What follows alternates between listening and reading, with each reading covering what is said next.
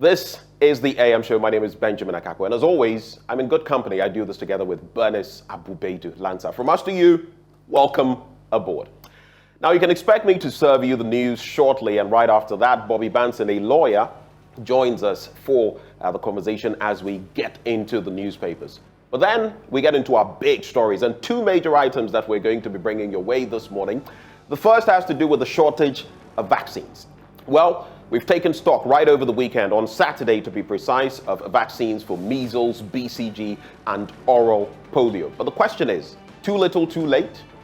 Are they in time, so to speak? What's going to be the impact of these vaccines we've taken? This morning, we'll be getting into that all-important conversation, which the president himself at SONA 2023 made reference to. Also coming up, the rains are here with us, and in some places in Ghana, the rains have been torrential. And you know, with rain comes flooding. The question is, what can we expect in the coming days, weeks, months, till the rest of the year? What's the weather pattern going to be looking like? Well, today, the Ghana Meteorological Agency joins us for a conversation on that specific beat. I'm sure you'd want to stay with us for that. But also coming up, this administration spoke about one district, one factory. Well, our latest Hotline documentary posits that it actually is one district, some factories. What is the reality? How many factories have been put up, and what has been their impact? The numbers quoted by Mr. President at the SONA, the number of factories he said his administration had put up, do they match? Do they corroborate what information we have? Stay tuned for that as well. Well, all of that lined up for you this morning on the AM show. Don't you forget, the hashtag is AM show, and when we activate the phone lines, be sure to give us a call, because the show is all about you. On that note, settle for the latest in the news right here on the AM show.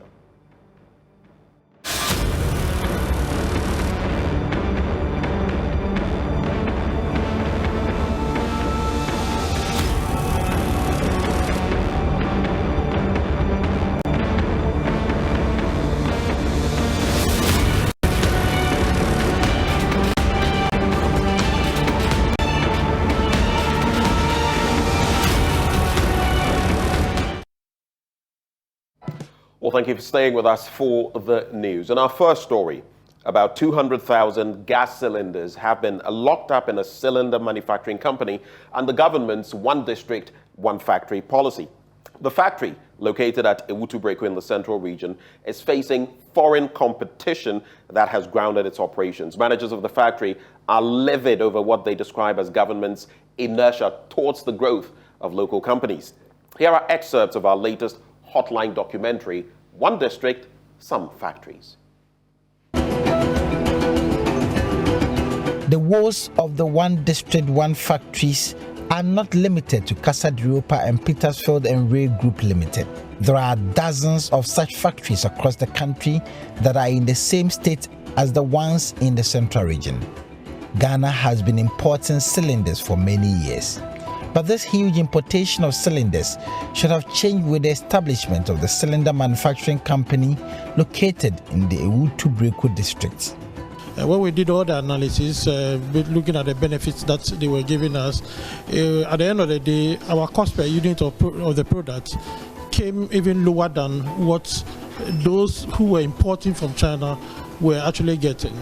So immediately we began our operations and we put our price out.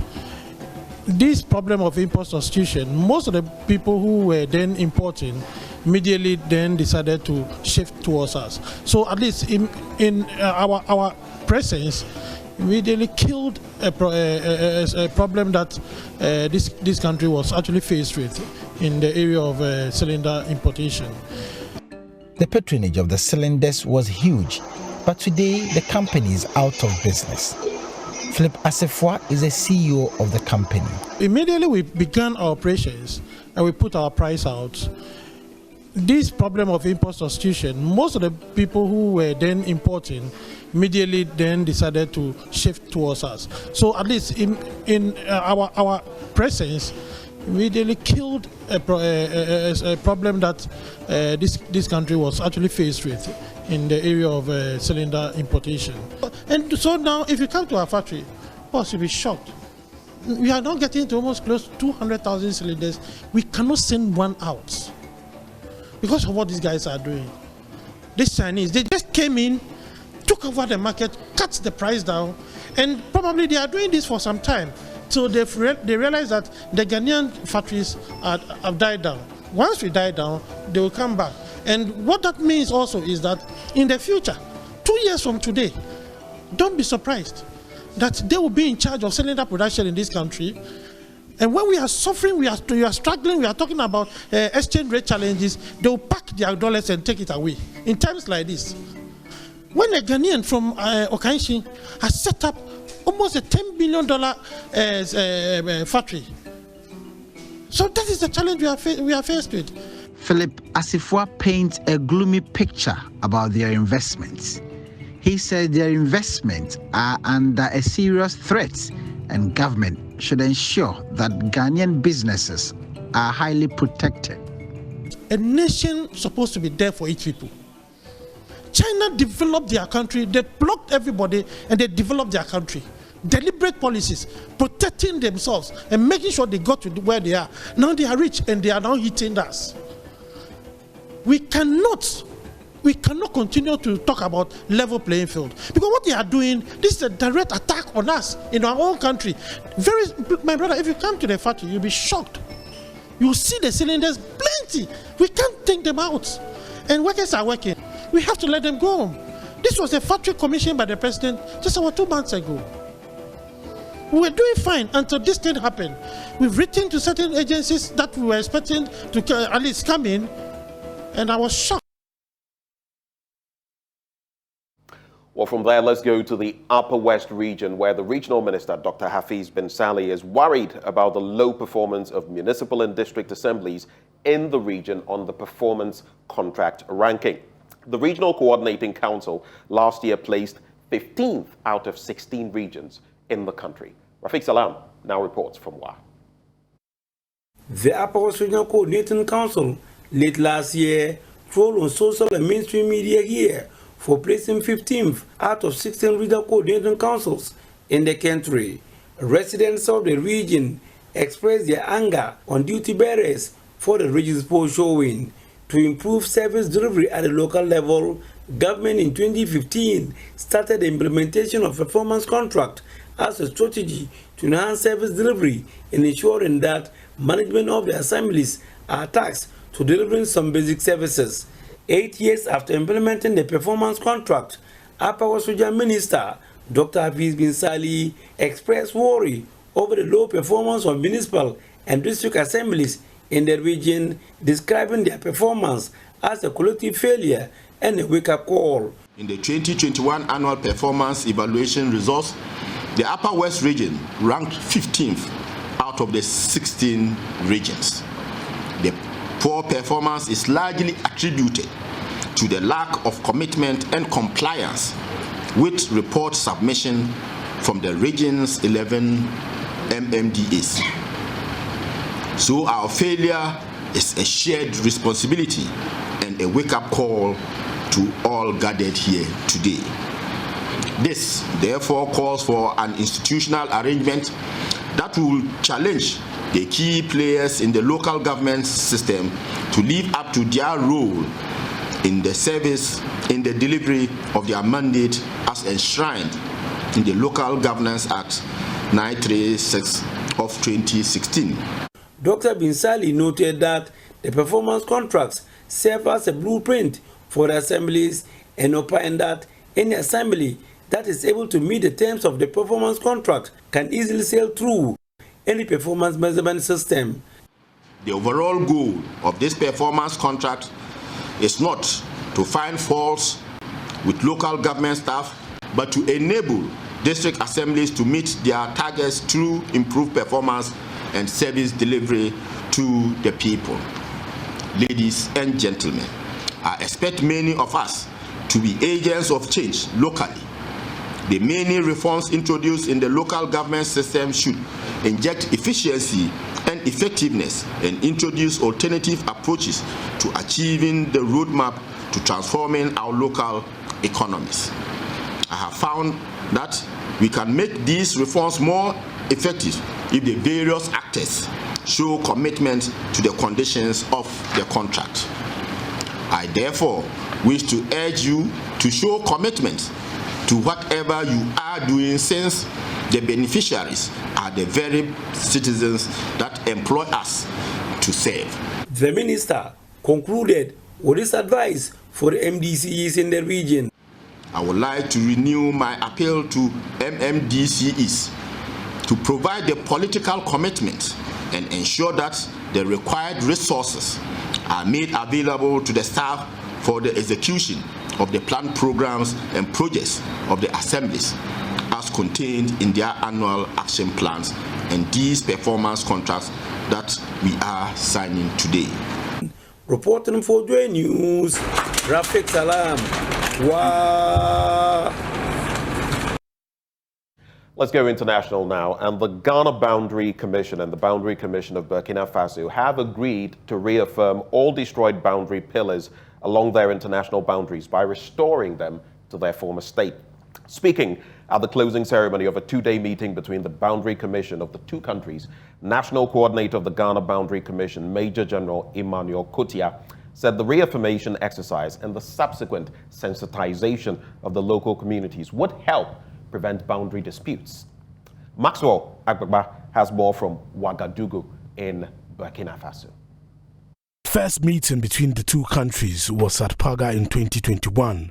At the end of the latest two-day meeting, Ghana and Burkina Faso also agreed to develop a new boundary pillars document of the reaffirmed boundary line in English and French versions. The two parties also agreed to embark on a sensitization of border communities during and after the reaffirmation exercise. Lieutenant Colonel Evelyn Asamoah read the key decisions taken by the two countries. To establish a joint technical committee and subcommittees to work on the reaffirmation of the common land boundary. 2. To compile and share existing legacy documents of boundary pillars between the two parties.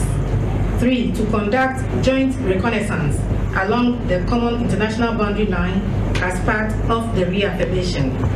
4. To reconstruct all destroyed boundary pillars along the international boundary. 5. To produce a map of existing and reconstructed pillars. 6. To develop a new boundary pillar document of the reaffirmed boundary line in English and French versions. National Coordinator of the Ghana Boundary Commission, Major General Emmanuel Kotia, said the reaffirmation exercise and the subsequent sensitization of the local communities will help prevent boundary disputes. And there are a lot of advantages in doing this. One, to prevent a lot of boundary disputes. We need to understand that the local communities along the boundary lines of Ghana and Burkina Faso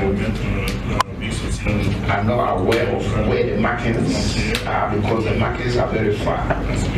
But with the reaffirmation, which will be done alongside with sensitization, the people will get an understanding of where the international boundary line is, and that will prevent a lot of disputes. It will give clarity to where Ghana and Burkina Faso boundary is.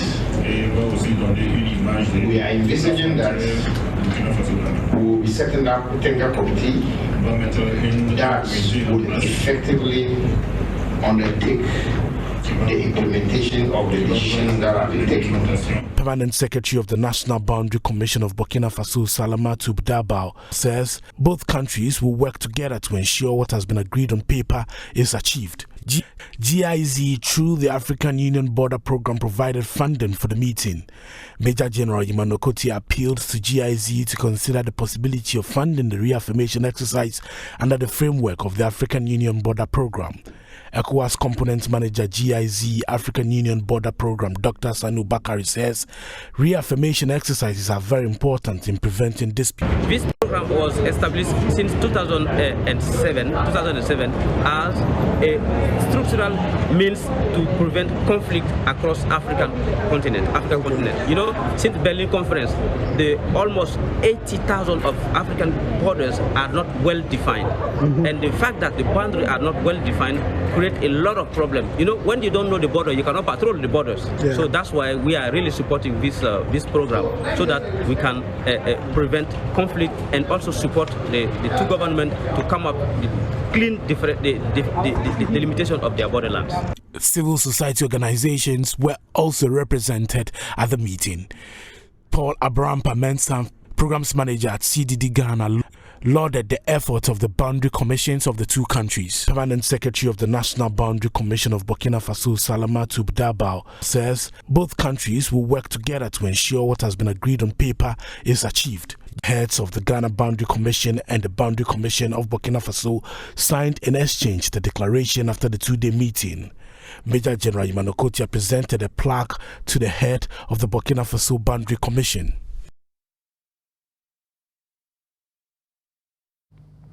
Well, to cap off the news, we go to the Ashanti region, where more than 100 female waste collectors in that region have been equipped with financial and livelihood enhancement knowledge to positively impact society. These beneficiaries, who are members of the Waste Pickers Network, were encouraged to treat waste collection as a reliable source of income and protection of the environment. There is more in this report.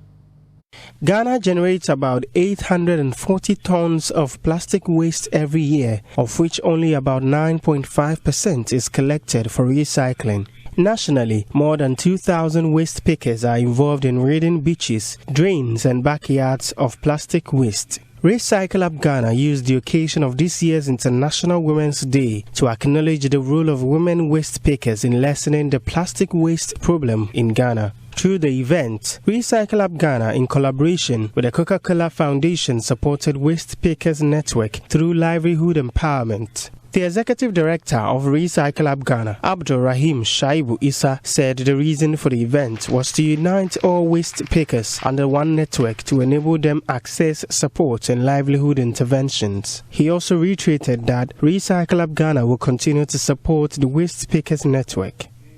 With our research and our searches, we've realized that largely women in that value chain, that's the waste pickers, they are the lowest on the value chain. So they earn little, they are the ones that are suffering the most. And the motive of this event itself is to, first of all, announce to the world that there are women waste pickers. There are people who are making such impact in society. And then also to announce and provide additional support in terms of their health care, in terms of their economic improvement, and in terms of other work logistics that would be needed to also support them in delivering their work with ease as well. Corporate trainer and coach for Recycle Up Ghana, Rita Krampa, encouraged women to eschew idleness and support their families financially.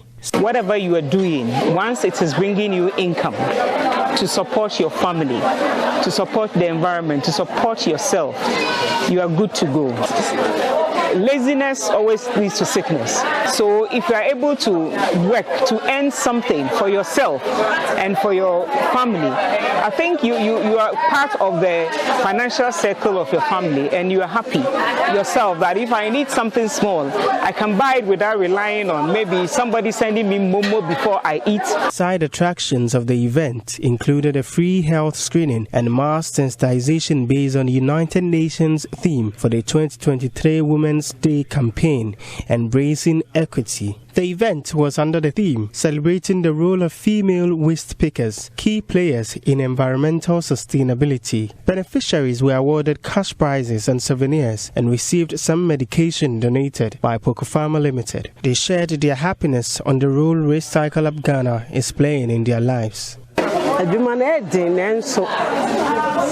So when you are botrena we are ubenye bibi afi e kakra no mo aye no se na wo mo amaye we ni nim se ebede chen bi no ebedo so abrosa. The Queen Mother of Fumesa, Nana Ama Obia, advised the women to take good care of their health. She commended them for their efforts in building a cleaner Ghana and praised Recycle Up Ghana for building capacity of the Waste Pickers Network. Recycle Up Ghana aims to educate young people, create awareness and co-create local solutions to the plastic waste problem in Ghana. For JoyNews, Kwesi Debre's report, read to you. And that, on that environmental note, we cap off the news. But coming up next, we're joined by Bobby Banson, a lawyer, as we dig into the newspapers. Do stay.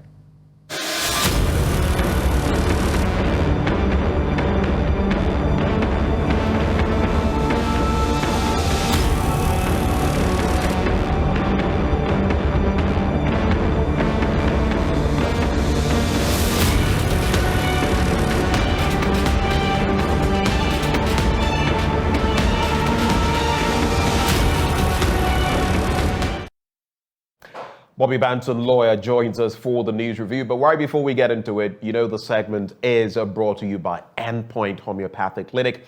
We're offering free prostate and free female fertility screening.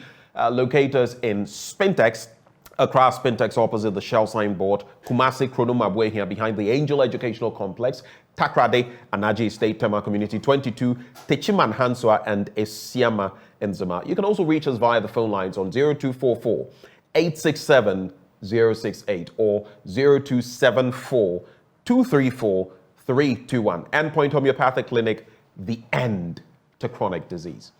But only the beginning of the news review. I'd like to say a very good morning to Bobby Banson. Good morning, Bobby. Good morning, Ben. Really good to have you. How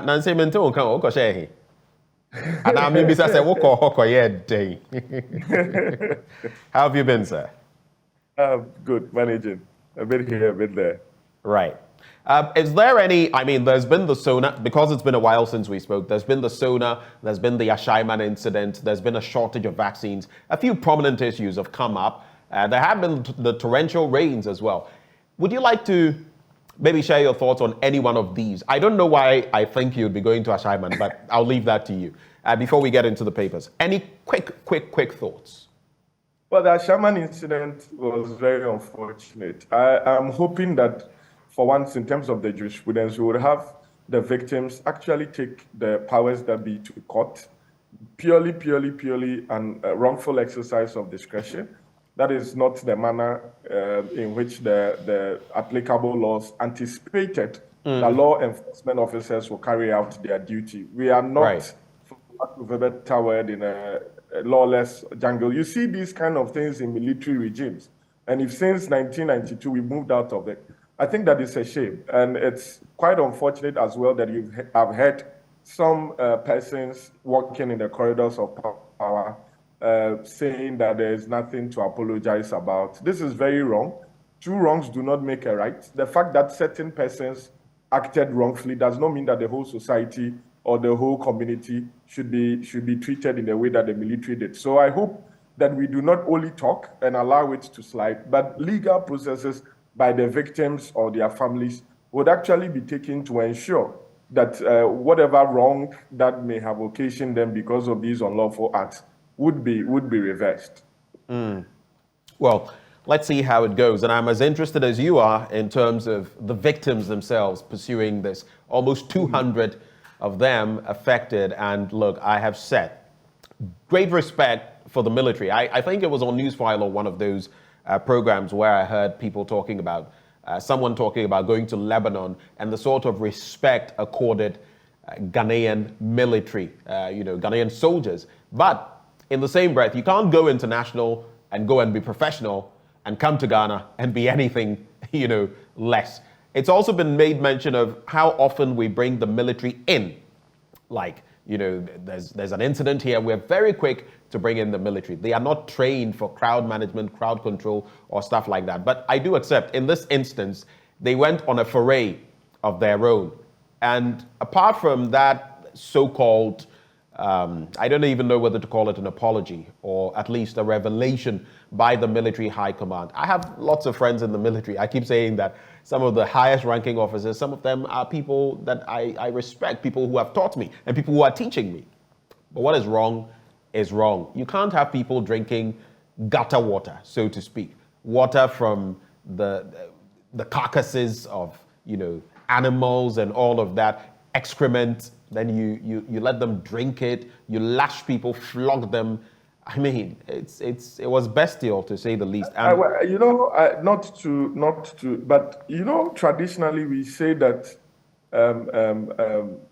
mothers or females have this passion against meeting out some of these things. You know, you normally would say that, okay, these are men who would do it. But interestingly, in some of the videos I saw women in military uniform actually partaking in some of these things. And I asked myself, where is that touch of feminism that we grew up being used to? The maternal feeling or instinct.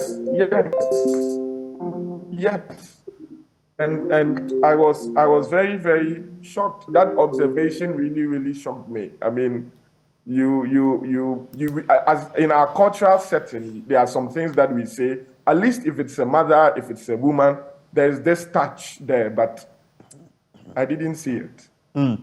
Let's follow up on that story. The Daily Graphic has as its banner headline, "A Ashaiman soldier's death, 6 suspects arrested by police." And I want to find out from you whether maybe this justifies the action taken by the military. I'll get into the details of the story, but mind you, they were accosted by the military, rounded up, then some of them were handed over to the police. So, per the story, 6 persons have been arrested in connection with the murder of the 21-year-old soldier, Private Imoro Sheriff, in Ashaiman in the Greater Accra region on Saturday, March 4, 2023. The arrests followed an intelligence-led week-long police operation.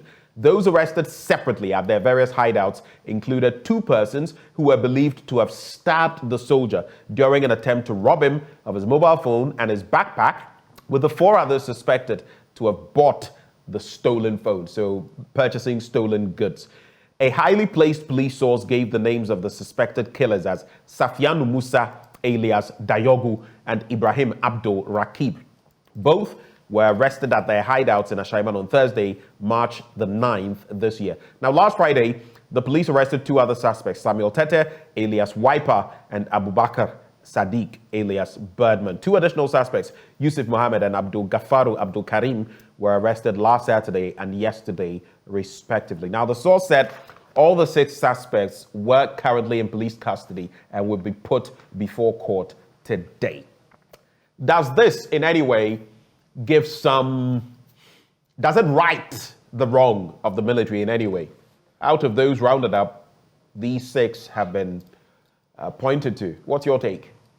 Well, I think it even makes it worse. If you read the statement carefully, they said a week-long intelligence by the police themselves. Some they claim were arrested in their hideouts. Right. It seems to suggest that, you know, this arrest could have been effected or would have still been effected without what the military engaged in. We've been in this country where there have been high-level crime involving murders of police, maybe during robberies and what have you. And you have the police within 48 hours being able to effect arrest of the suspects without this Rambo-style kind of operation.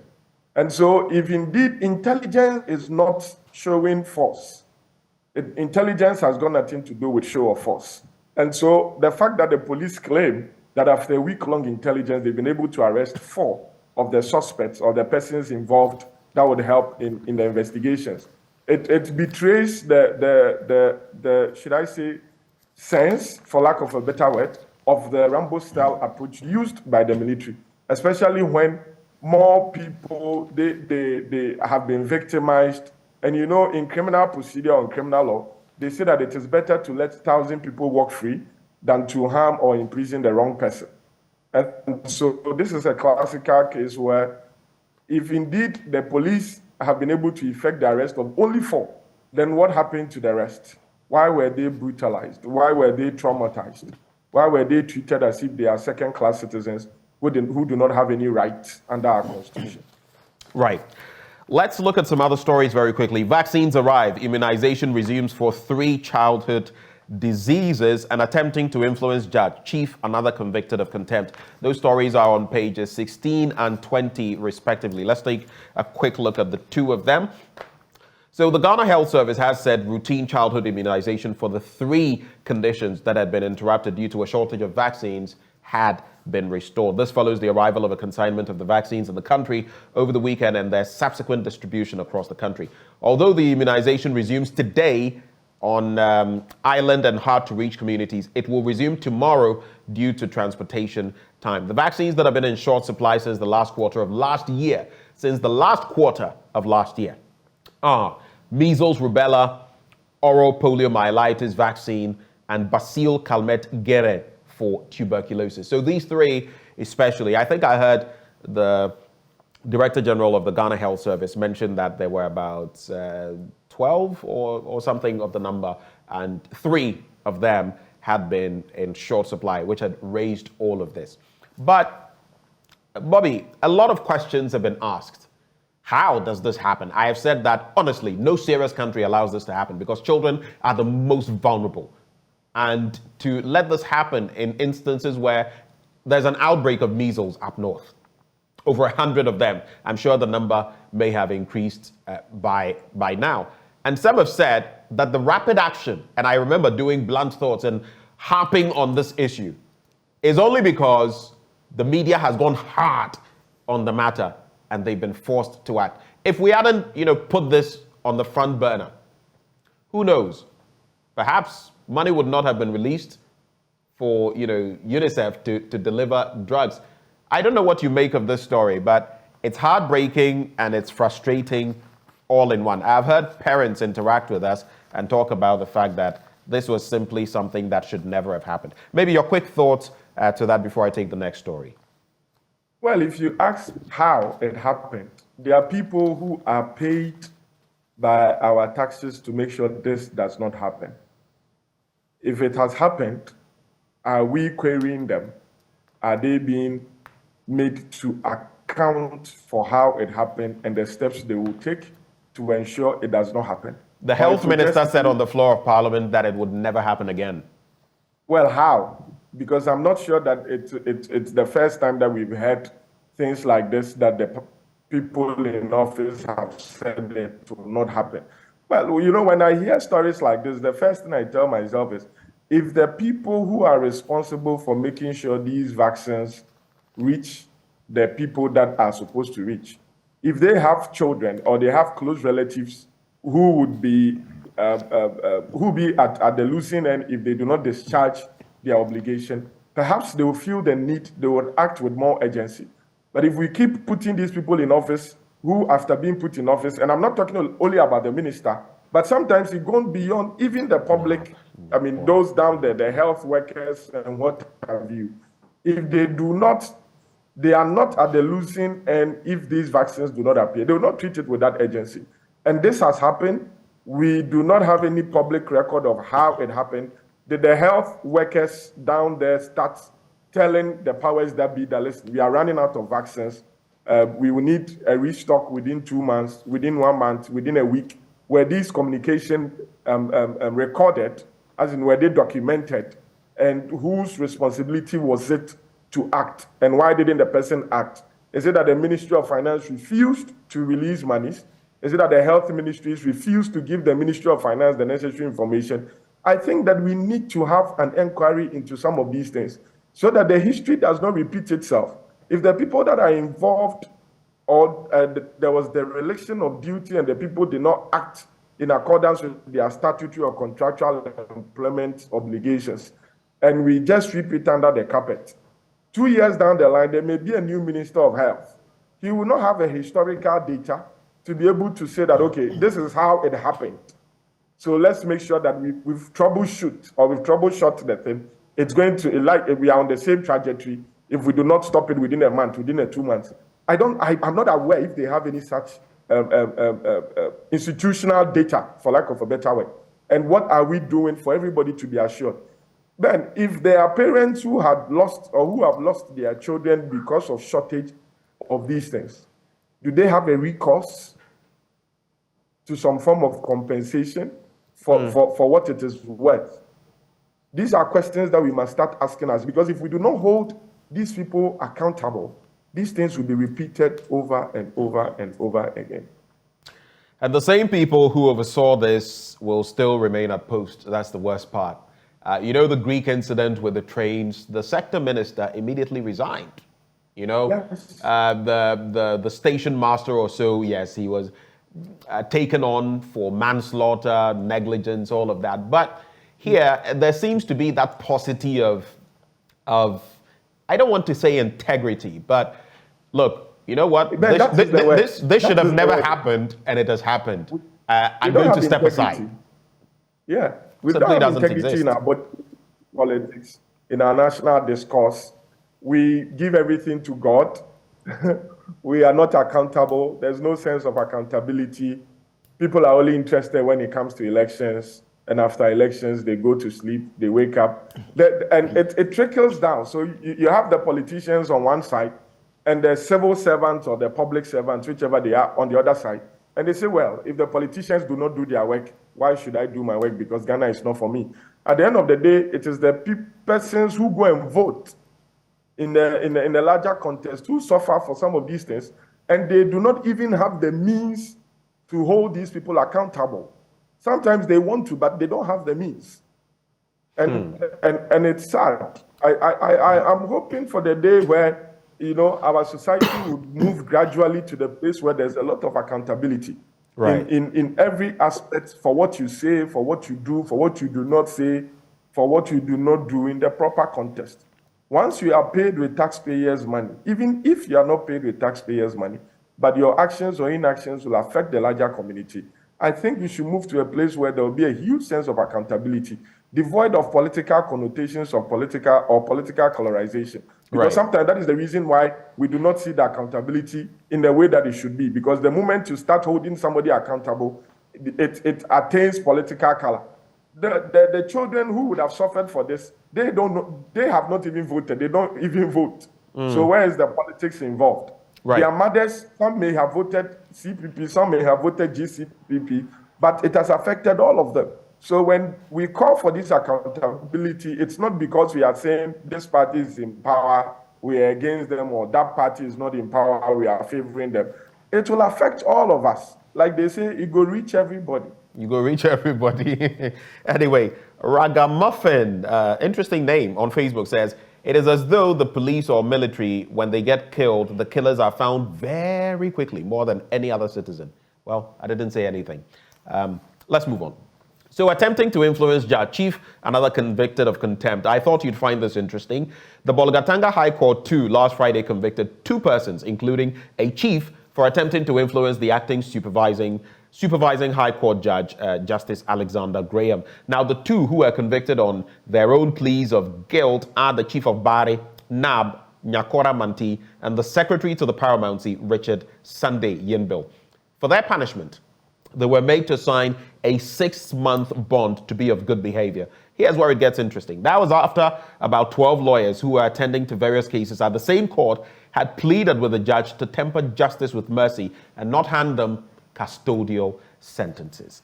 On page 63, it talks about the Black Stars missing Christian Achu's final when we say goodbye to him, and that would be because they are preparing for to lock horns with Angola.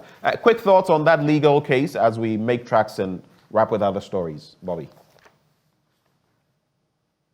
Hello, Bobby. Yes, I am happy at least the judge who was attempted to be influenced made a report of it. But I'm asking myself whether contempt should be enough, you know, because it's also a criminal offense in our statute books. And so if they are merely cited for contempt and punished, whether or not So they are signing a bond of good behavior for 6 months. Yes. So because contempt is quasi-criminal, and so perhaps you would shut the other avenues for criminal prosecution. I'm thinking, other than that, maybe that would have been a stiffer punishment to serve more as a deterrent. Because if they avoid custodial sentencing and they are made to pay a fine, whether or not it's because this is a canker in our society. People are attempting to buy justice by whatever means, in whatever form. At least it's a good step that the judge did not only keep quiet, but he also reported the matter. And you see, I hope that the media gives a lot of prominence to stories like this. Because if it was the other way around and the judge actually accepted the bribe, I think it would have attained more prominence than this good one is currently receiving. And you have a point. There are a lot of good you judges, have a point. But majority of the judges would reject some of these influences, but except that they do not come out to say it. The few ones that are found to have been involved in some of these unjustified or unjustifiable actions are the ones that seem to tarnish the image of the judiciary. But I think kudos to the judge. While I get your point, I think the other side of the argument is that is what is expected in the first place. That is the norm, that those who serve justice will come with clean hands, integrity in serving that justice. You get it? So that is the norm. That is what people expect. So when you deviate from the norm, I mean, it's like a dog biting a person. Normal. But if you hear that, oh, Benjamin Akakpo has bitten a dog, now that's odd. do you get the point I'm making? So I think sometimes that is the situation. But I agree with you, but if we treat our politicians, those that do not conform with what we are saying are the norm, the same way as we are, the same level of measure on the judges, maybe we would have achieved more development than we currently are. Right. Let's go to the Ghanaian Times newspaper. It re-echoes some of the stories we've already seen. Childhood vaccines land in Accra. There's also these ones. Gold catcher key to mercury-free responsible small-scale mining. That's according to the president. But I think I'll focus on these two stories on pages 11 and 14. WHO moves to support Ghana improve diabetes control and prevention. And the WHO has moved to support Ghana in its efforts to improve prevention and control of diabetes as a growing public health threat. Under its Global Diabetes Compact, the WHO, in collaboration with the World Diabetes Foundation, is seeking to accelerate the fight against diabetes, which currently affects 2.4 million Ghanaians, by promoting access to equitable, comprehensive, affordable, and quality treatment and care. On page 14, and especially because he's going to be launching his campaign today at the University of Professional Studies, Accra, I had to do the story. The immediate past Minister of Food and Agriculture, Dr. Owusu-Efri Akoto, will today deliver a public lecture at the University of Professional Studies, Accra, on, quotes, the future of the economy of Ghana. The event will see the former Agriculture Minister share insights into building the agricultural sector into a bedrock for financing the development of other sectors of the Ghanaian economy. I have heard him talk about agric and its potential for our country in the past. How optimistic are you that we can actually harness agriculture like other countries have done, Malaysia, Indonesia, among others, who are our contemporaries at a point, to make the most for the ordinary Ghanaian and maybe prevent going to the IMF one more time? Any quick thoughts on that? Man, I mean, if we start this, we will not finish. We will not.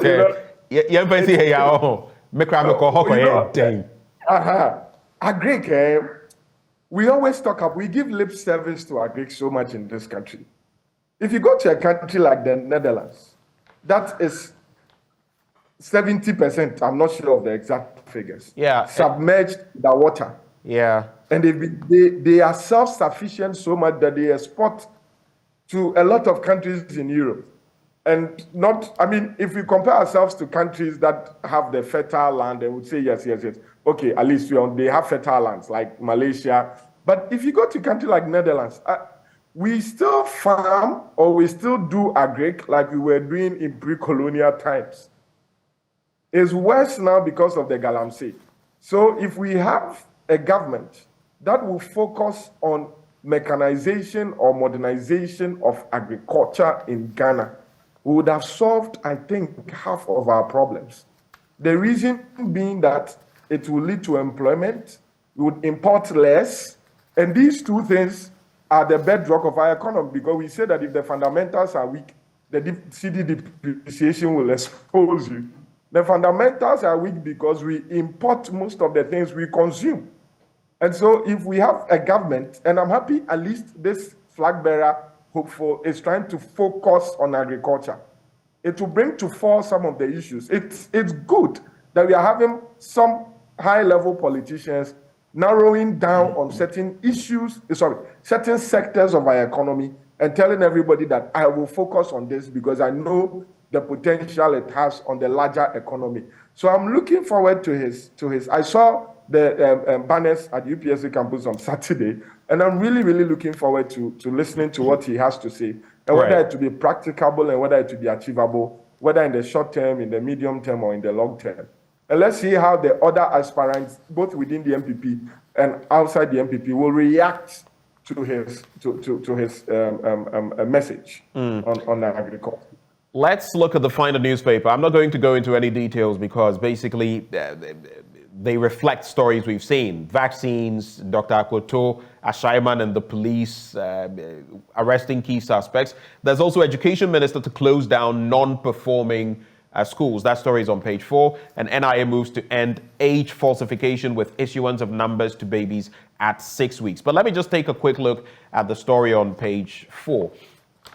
So there you are. The Education Minister, Dr. Yaosei Educhum, has challenged the Conference of Heads of Assisted Secondary Schools and Principals of Technical and Vocational Education and Training Institutions to improve their educational outcomes or stand the risk of having their institutions closed down. He explained that a school with a consistent 0 to 10% pass rate should put together intervention programs to ensure the majority of their students will find opportunities for further studies rather than become a liability to their parents and society due to their inability to pass their exams. Any quick thought? Or maybe let me just add these stories from the Daily Guide and then you can reflect on them. Same stories, vaccines, the 6 who have been arrested. Rebecca Akufo-Addo at 72. Yesterday was her birthday. I hear there was a low-key incident, a low-key party, rather, to mark the celebration. And a belated happy birthday to the First Lady, Rebecca Akufo-Addo. Interestingly, she was born in March. Her husband, I believe, also born in March. And yours truly, also born in March. But let's take a quick look at this story. And then Mrs. Mahama was also born in March. Oh, Lordina. Ah, yeah. Yes. Yeah, you're right. Interesting, right? Interesting. Nigerian arrested. Yeah. No, go ahead. Go ahead. Go ahead. No, I'm just putting the data out there. So there's this story, Nigerian arrested over woman's death. Sometimes I feel we can just say, someone has been arrested. Why? It doesn't have to be Nigerian or Cameroonian. But anyway, a 24-year-old Nigerian has been arrested by operatives of the National Intelligence Bureau for allegedly murdering a cash point operator, Patience Agokwe, at the Chumesiwa Memorial Clinic in Accra. The suspect, Gideon Vitalis, according to information available to Daily Guide, visited the hospital where he was once a storekeeper but was fired for stealing, having come to Ghana in 2021. He sneaked back to the hospital, targeting the cash point for money, and after spotting Patricia Quay, who had just closed from work, confronted her. The lady went missing and could not be traced, and that's how he was pursued. Any quick thoughts on these two stories? Education and what I just brought you. Any quick thoughts? Well, it's good at least the education minister is holding the schools accountable, especially if they are subsidized in one form or the other by the government. But I think that we should look at the root cause of why of the perceived failure. Is it because the teachers are not teaching well? Is it because they do not have the necessary textbooks? Is it because they do not have the necessary infrastructure? So it's easy to say as the minister or as the ministry that you are closing down a school because of lack of performance. But what are the causes? If you have not provided them the resources, you do not expect results. Right. So we should focus on providing them the resources, unless they want to say that they provided these schools with all the necessary resources. But if for 2-3 years you do not have the necessary textbooks, how do you expect the students to do well? And by what measure are you determining whether they have failed or they have not? Are you comparing them to other government schools in similar situations, or you are comparing them to private schools, either locally or internationally? And so I believe that the benchmarks or the thresholds should be made public and well set out. And what would you do with these kids? If you are closing down school A, do you transfer these kids to school B, or what do you do with them? And I think that we need to have a holistic policy so that we will all appreciate where he's coming from. Bobby, let's just wrap with this in some 30 seconds and we're gone. Agric catalyst for rebound, that's the Daily Statesman, and of course that's Dr. Efri Akoto. Newborn babies to get Ghana card from March 31st. Chief in court over Galamsey and first batch of vaccines arrives in Ghana. The Publisher newspaper, vendors fight ECG over quota hike, and the National Private Electricity Vendors Association has called on management of the ECG to rescind a decision to increase the minimum quota per day purchase meter per meter from 5,000 to 20,000 Ghana cedis. Professor Kwesi Edding says heads must roll over military brutality in Ashaiman. And there's also the BNFT. Demand for T-bills surges to a 3-year high on the back of some activities by the Finance Ministry and the Bank of Ghana. Standard Bank may recapitalize Ghana unit after debt provisions. The Daily Dispatch, Energy Ministry targets distribution of 500,000 efficient biomass cook stoves by 2024. Bobby, we have to go. What are your quick thoughts in some 30 seconds? The one about the kids being issued with a Ghana card, I actually hope that it's done, because then it will avoid a lot of issues with birth certificates when people are old. The whole age conundrum is a person 20 or 18. With footballing circles. I just hope, because in other countries, the day you are born, within a week, you have your passport, you have all your identity and everything. So there's no avenue for you to now apply later. So I just hope that the National Identification Authority would have the necessary resources to carry this out, because it will go a long way to help the data collection in the country. Yeah. Bobby, it's always good. So good having you. Thank you so much, sir, for joining the conversation. And I wish you the best of the day. Thank you. Thank you.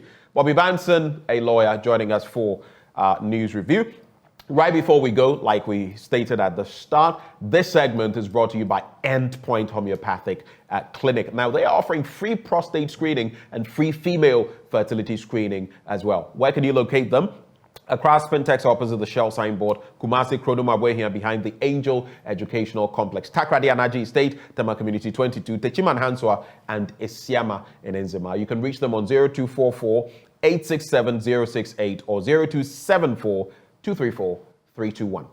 Endpoint Homeopathic Clinic, the end to chronic disease, but the start of sports. Do stay. We'll be right back.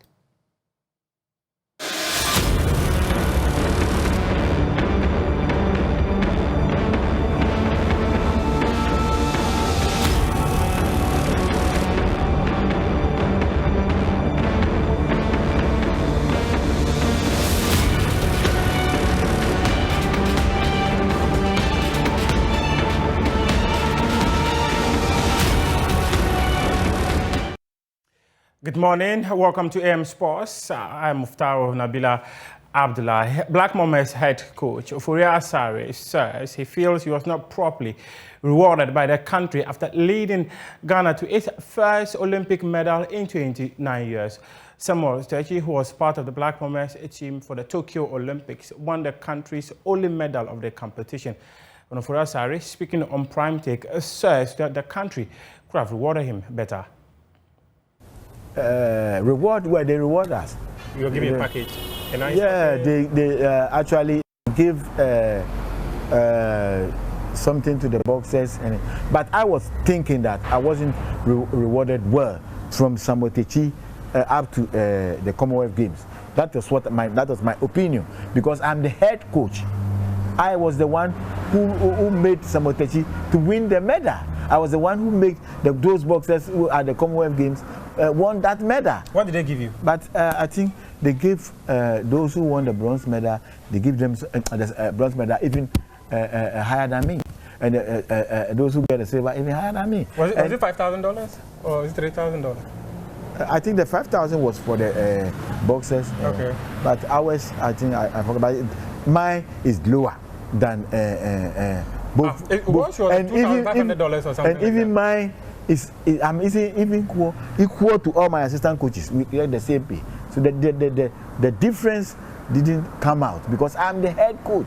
I am the one they can sack from the team. I'm the one who come out with all the programs and everything. So I didn't know why they can't understand that particular thing. And to the Olympics and to the Commonwealth Games. So they gave me something, but I was thinking that you deserve more. I deserve more than that, because even at the Olympic Games, there are some coaches who didn't even achieve anything. They went there with some boxers, their athletes, and I was the one who brought medal, and anything they give, we were all share together. It wasn't fair on my part. So where do you think if I'm not somebody, it is not motivating. If I'm not somebody who is always self-motivated person, I'm somebody who always, I think that maybe one day they will recognize my work. I'm always thinking that maybe one day they will recognize my work, and so I just take it like that, you see. But I've gone through a whole lot of up and downs in life, and sometimes I think that through my work I will be able to change certain situations. But when it reached where I think maybe I can make a change out of it, then I was putting down to. Still on stories that has to do with boxing, and on April 1, Ghanaian boxer Isaac Dube will be in action for a featherweight title. He's coming up against Robesi Ramirez. My colleague Nathaniel Atto has been engaging his trainer, Barry Hunter.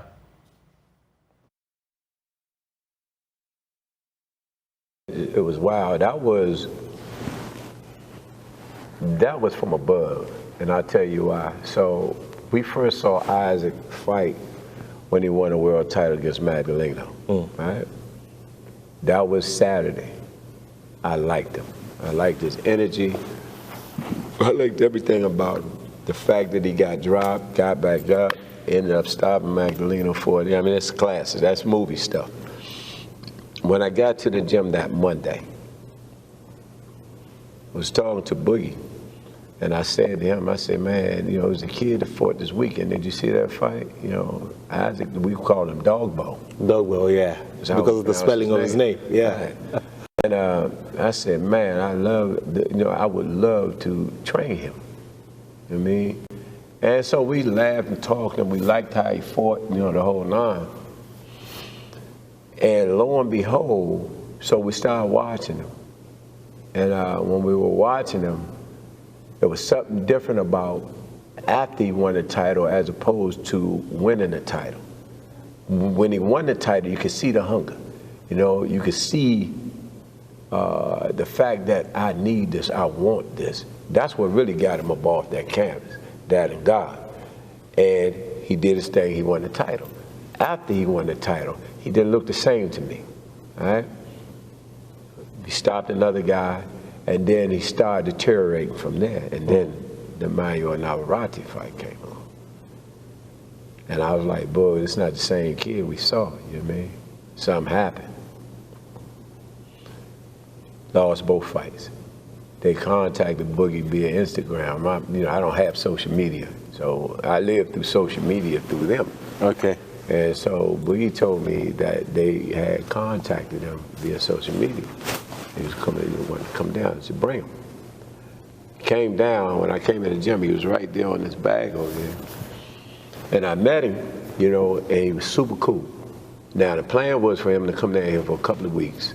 And then, if I'm not mistaken, he's supposed to go to Denver after that. And we talked about it. We started working. He fell in love with us, we fell in love with him. The rest is history. That was a few years back, and he lives here. But when he first came, the damage from that fight, now is more psychological than it's physical. You know, the scars and the face healed and everything else. But you could see it left a psychological wound on him. April 1, Isaac Dube against Robesi Ramirez, an opportunity to become a two-division world champion. Let's do something that has to do with the multi-purpose facilities government started constructing some 5 years ago. Chief Executive Officer of the National Youth Authority, Pius Enam Hajide, says that government is committed to completing those facilities. Speaking on the AM show, he revealed that the reason for their decision to stop constructing the facility was due to the fact that starting 10 of them at the same time was a huge financial burden on the authority. Let me assure you, there's not a question of maybe. The Honorable Minister, the governing board, management headed by myself, we are committed to completing these projects. And that's why we had to even alter our strategy a little. And so have all the assurances that you may desire. And please be advised that these projects will be committed. The president is interested and very keen on it. His investments in sports are really and truly unprecedented. And that is why beyond even what we are doing, there are many other infrastructure that is quite also sports heavy that the National Youth Authority is engaging. So please be assured that all of these facilities will be completed. However, let me take the time to commend your interest in our work as a media institution, and let us also say a big thank you to the people of the various areas that have had to bear with us, their patience. We recognize it and we are grateful for their patience. We can only ask them to hold the line a little longer. In due course, all of these facilities will be completed and will be made available for use. So when should the people expect to see their facilities and start using them? The first 5, I mean. Like I said, for the 6 that went on stream last year, within this quarter, save my availability to go and hand them over. These projects should be handed over to the community. They are done. They are almost complete. You saw who we did the national celebration in Ho, and I just informed you that that's where they also held their celebration. Wa is almost done. They are just fitting the gates. Axim is fitting the tartan tracks as we speak. So within due course, these facilities will be handed over for usage. When you say within due course, what does it mean? I've said this in many. I said first of all, I said this quarter, and you put further. I said within due course. You are asking for specific. Is it May? Dates. Are we expected to see them in May? Are we expected to see them in June, I believe that July, we will begin April? to see some of them even in March. This very month? This quarter. This very month? Yes. Yes, that's my expectation, yes.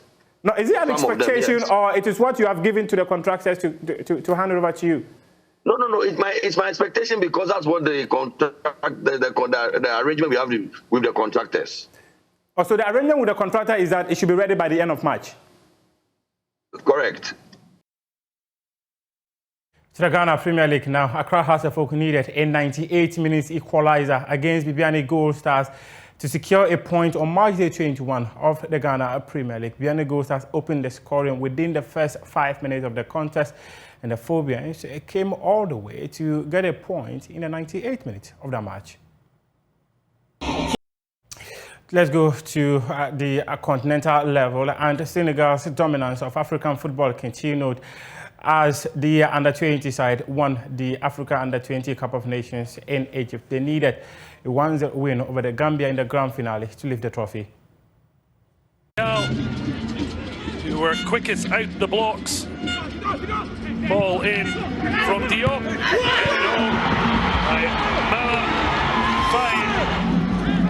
A brilliant header, beating Babu Damfa. And a space in behind, the fullback out of position. Move it in, comes to the edge of the area, sliced wide. Jiba over the ball, goes for a goal, and there is a look. Oh, it's a lovely ball for the overlap. Lofted in by Diop. That saw the Young Lions of Teranga lead 1-0 at the break. The Gambia in their first ever final, desperate to get back on level terms, but instead it was Senegal who struck again. Mamadou Lamine Camara heading in after the set-up man from Mam Faye, a goal and assist. It was Mamadou Lamine Camara, the Barkan midfielder, seemed to settle the affair. The Gambia couldn't really threaten landing Badji, who ended the goalkeeper of the tournament. He didn't concede a single goal. Top scorer went to Pap Demba. The best player in the tournament, Lamine Camara. And Senegal win every game without conceding, And the fourth time in asking after 3 heartbreaking final defeats. Samba Jallow, his acrobatic effort not quite on target and almost getting lucky soon after that he was to lift the title as the under-20 side won their first ever under-20 AFCON title. A late drive from Mohamed Gay wasn't the cherry on the top, but the celebrations kicked off.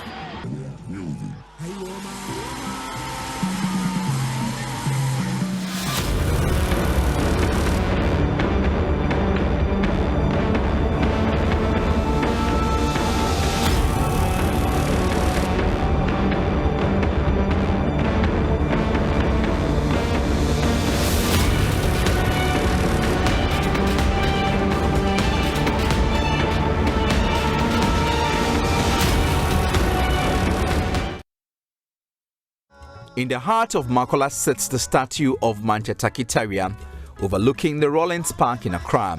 Historians have described him as an illustrious king of the Ga people. But what do young Ga people know about this prominent king? I sampled some views. Actually, like a Mancheni, but only like how been able to Mancheni. Like a Mancheni, le eke ganje ayawaso keba gankupanen. Le no gono ba wasi. Oba na mili. Ole. Onu ibeda. O manche Tackie no ni leji kenklen Mancheni wona yega. Ni ake fagbe ni fagbe awomia game le nle ameju omoshi ame le no nugbe una me pa e Manchedi ame gani tie ga noko ba. There you have it. Disappointing, isn't it? So, I bring you some history about a king loved and revered by his people. I will tell the story with the help of historian at the Asrem Manche Palace, Reverend Dr. Jesse Ankra. King Tawiah was born in 1817 as Ni Kwashi Tawiah into the Ga royal family of Tekochuruwe at Kinka. He attended the Wesley Methodist School. Prior to his installment, he was a successful merchant operating in several African countries. Succeeding chiefs of Accra must learn from Tawiah. He was educated. He worked as a merchant. And records show that he even went to Tamale, went to Sierra Leone, came to what today we call Ivory Coast to work. He crossed into what today we call Togo and even into Nigeria. He was working. He wasn't selling land. He worked. So we want chiefs to understand that even though they are chiefs, they must work. He encouraged people to be educated. So chiefs, learn from your old king. In 1862, he ascended the Ga throne, and soon after, he led his people to resist the British attempt at introducing taxes. The British had to introduce a form of a tax. The king rose against the tax because if he owned the land and had given portions of the land to his own people to live on, and his people were progressing, expanding, and getting enlightenment, why should the Ga people be made to pay taxes, not to he King Tawiah, but taxes to the British? So he rose against this very thing. King Tawiah felt the British were deceitful, so he vowed never to cooperate with them. The British wanted to capture the golden stool of the Ashantis. They wanted Tawiah to contribute men to fight the Ashantis, but he refused. The Ashanti stool, which is described as the golden stool, must be taken from the Ashantis so that the British could be in charge of this very stool. Already he had opposed most of the trickery advices the British were bringing in. And now you want to go into somebody's kingdom using him as the king of Accra to enter into Ashanti and take the Ashanti spirit, he said no, he will not permit that. And this happened during the administration of one of the governors called Governor Hodgson. Governor Hodgson. To the Gold Coast governor, Sir Frederick Hodgson described him as an uncooperative king, so he was exiled to Elmina from November 1880 to March 1883. For 3 years, 1880, he was in Elmina under house arrest. They kept him there, hoping and trusting that a new king would be put in place instead of King Tackie Tawiah. The Ga people refused to install another king. They waited until he was released. But the resolved that they would not change Tackie Tawiah. They wanted their king. If he would take 100 years to remain in Elmina, one day he will come back to take up his position. So the Ga people then realized what the British were doing. When he was reinstated, there was great joy in Accra. Melinia e domoshi mashebo, Melinia e domoshi mashebo, Kortele yake manche takiake mimbile. If you go, tell King Tackie Tawiah that I give him my respect. Why? Because Tackie Tawiah had been in exile in Elmina. So the male, the Ga people refer to chiefs as male. All along it was being sung. So when he was brought back from Elmina, these were the reigning songs on the beach. So there are many things to know about Manche Tackie Tawiah, but never forget that he encouraged Gans to take education seriously. Historians say during his reign, he supported the Basel mission to give his people vocational training. He resisted British influence, and some historians say it was during his reign that the Makola market was established. But that is another story to be told another day. His reign lasted 40 years. He died in 1802. Jojo Kobna, Joy News.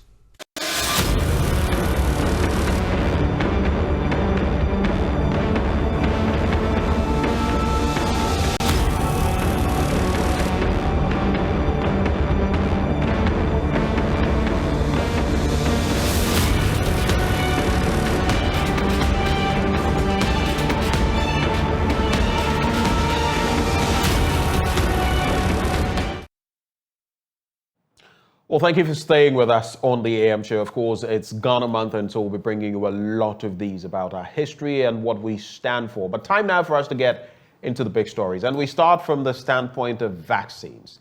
Now, since the last quarter of last year, there's been a shortage of some crucial vaccines for children. There's been a lot of media furore on that specific subject. And recently we heard from the health minister, Menu, on the floor of Parliament. Well, on Saturday, we got some reprieve, so to speak, as some of these vaccines were delivered. I'm talking about measles, oral polio, and BCG vaccines. But have they come in time? Will they help resolve the issues? To what extent will they help resolve the outstanding issues? Will these suffice? Well, joining us for that conversation, we have Professor Alhassan Abdul Momin. He is consulting pediatrician at the Tamale Teaching Hospital and Northern Regional Chairman of the Ghana Pediatric Society. Prof, a very good morning to you, sir. Hello, good morning, Kojo, and thank you so much for having me this morning. Good morning to your viewers. It's a real pleasure having you. Now, let's start from how all of this started. From late last year, the last quarter of last year, some put it at between 4 to 6 months, we have grappled with this situation where there's been a shortage of vaccines. Tell me, because I've heard people say, for me, I have never seen this happen before. I've heard other people corroborate that. But is that the reality? Is this the first time in a long while this is happening, as far as you know it? Yes, so thank you so much. So For us also, I mean, in a very long time, we have not seen this, vaccine shortage in this magnitude. I mean, there have been erratic supplies once in a while, but to have a whole numbers of vaccine antigens not being in stock across the whole country, because this issue now had to do with the whole country, not just with one region or one district. So probably they might have been sometimes that maybe some facilities do not have, and that's probably is due to distribution issues. But this particular one has to do with the whole country, and it's not just one vaccine antigen, but a number of them, and that is what makes it an unprecedented issue. So you're saying that as far as you are concerned, within this Fourth Republic, you have never seen something like this before? At least, I mean, for the period that I have been, working in the Ghana health system, and I have been in Tamale for the last 12 years. And actually, that was the time that I started working in Ghana. And during this period, I have not seen vaccine shortage in this magnitude. That is curious, isn't it, for such a thing to happen? The minister, addressed the issue saying this would never happen again. It wouldn't recur. Was that enough comfort for you on the back of, because there were also financial constraints in there, a lack of release of funds, and he made mention of that. How much of an assurance was it for you to hear the minister say that? Because we don't know of the financial commitments and whether they would be able to meet them moving forward. Yes, so for us, as the Pediatric Society, first of all, we are, happy for now that at least we have some of these crucial vaccines available now in the country, and they will be distributed onward to the facilities for delivery to the babies and children who need them in this country. This is our primary goal for starting this advocacy, and this has been our main goal as an advocacy society. But then what we know from the news since Saturday has been that what has been brought into the country would only last for a period of 6 weeks. And then we are expecting that there will be other vaccines coming from other sources, which we hope will come. But then this does not give us full comfort. The reason being that if we do not address the root cause of the problem, so if we do not address the issue of financing for vaccines ahead of time, then it means that we may just come back in a year or so time, and then we'll come and face the same problem. So what we want to do, and we had indicated that in our press release that started the whole of this issue, that we would want a situation where vaccine financing is actually guaranteed through a ring-fence mechanism, which then means that no matter what happens, so even if the country is going through a difficult situation as we have now, then the children should not suffer because money is diverted for vaccines are diverted for other to other areas of the economy, and therefore the children do not get their vaccines. So we still stand by this. This recommendation. We think that that may be the only way out of having periodic shortages of vaccines, and then the one that we have just experienced that is very serious. The point is that we may now have the vaccines now, but remember that we've already experienced some outbreaks of measles, and we are not sure. Up north, I think in Tamale even, there's been an outbreak. Exactly. So in northern region, now other regions are reporting suspected cases. And this, some children would probably develop complications from these infections. And for the other vaccine preventable disease, the same thing will happen.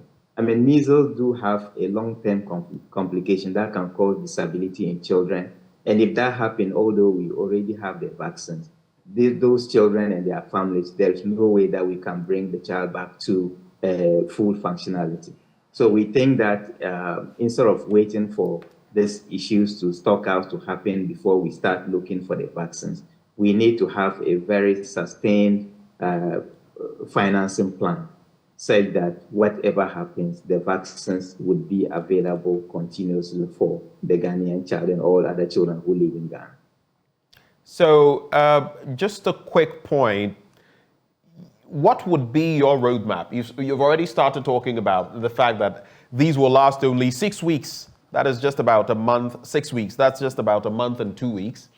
And then we'd be expecting more. Hopefully, we would have the funding and we would have the other logistics to put in place to ensure that they get access to these vaccines. According to the Director General of the Ghana Health Service, I heard him mention about 10 to 12 or 13 of these vaccines, and that there was a shortage, a crucial shortage of about 3 of them, though there were others also with shortages.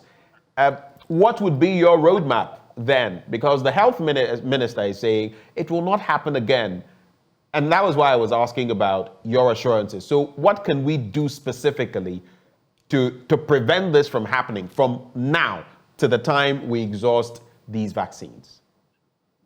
So, if we had the Honorable Health Minister during his encounter with Parliament, he had mentioned, some periods, although he was not very definite, ranging up to from up to 3 weeks that they were expecting the vaccines to come.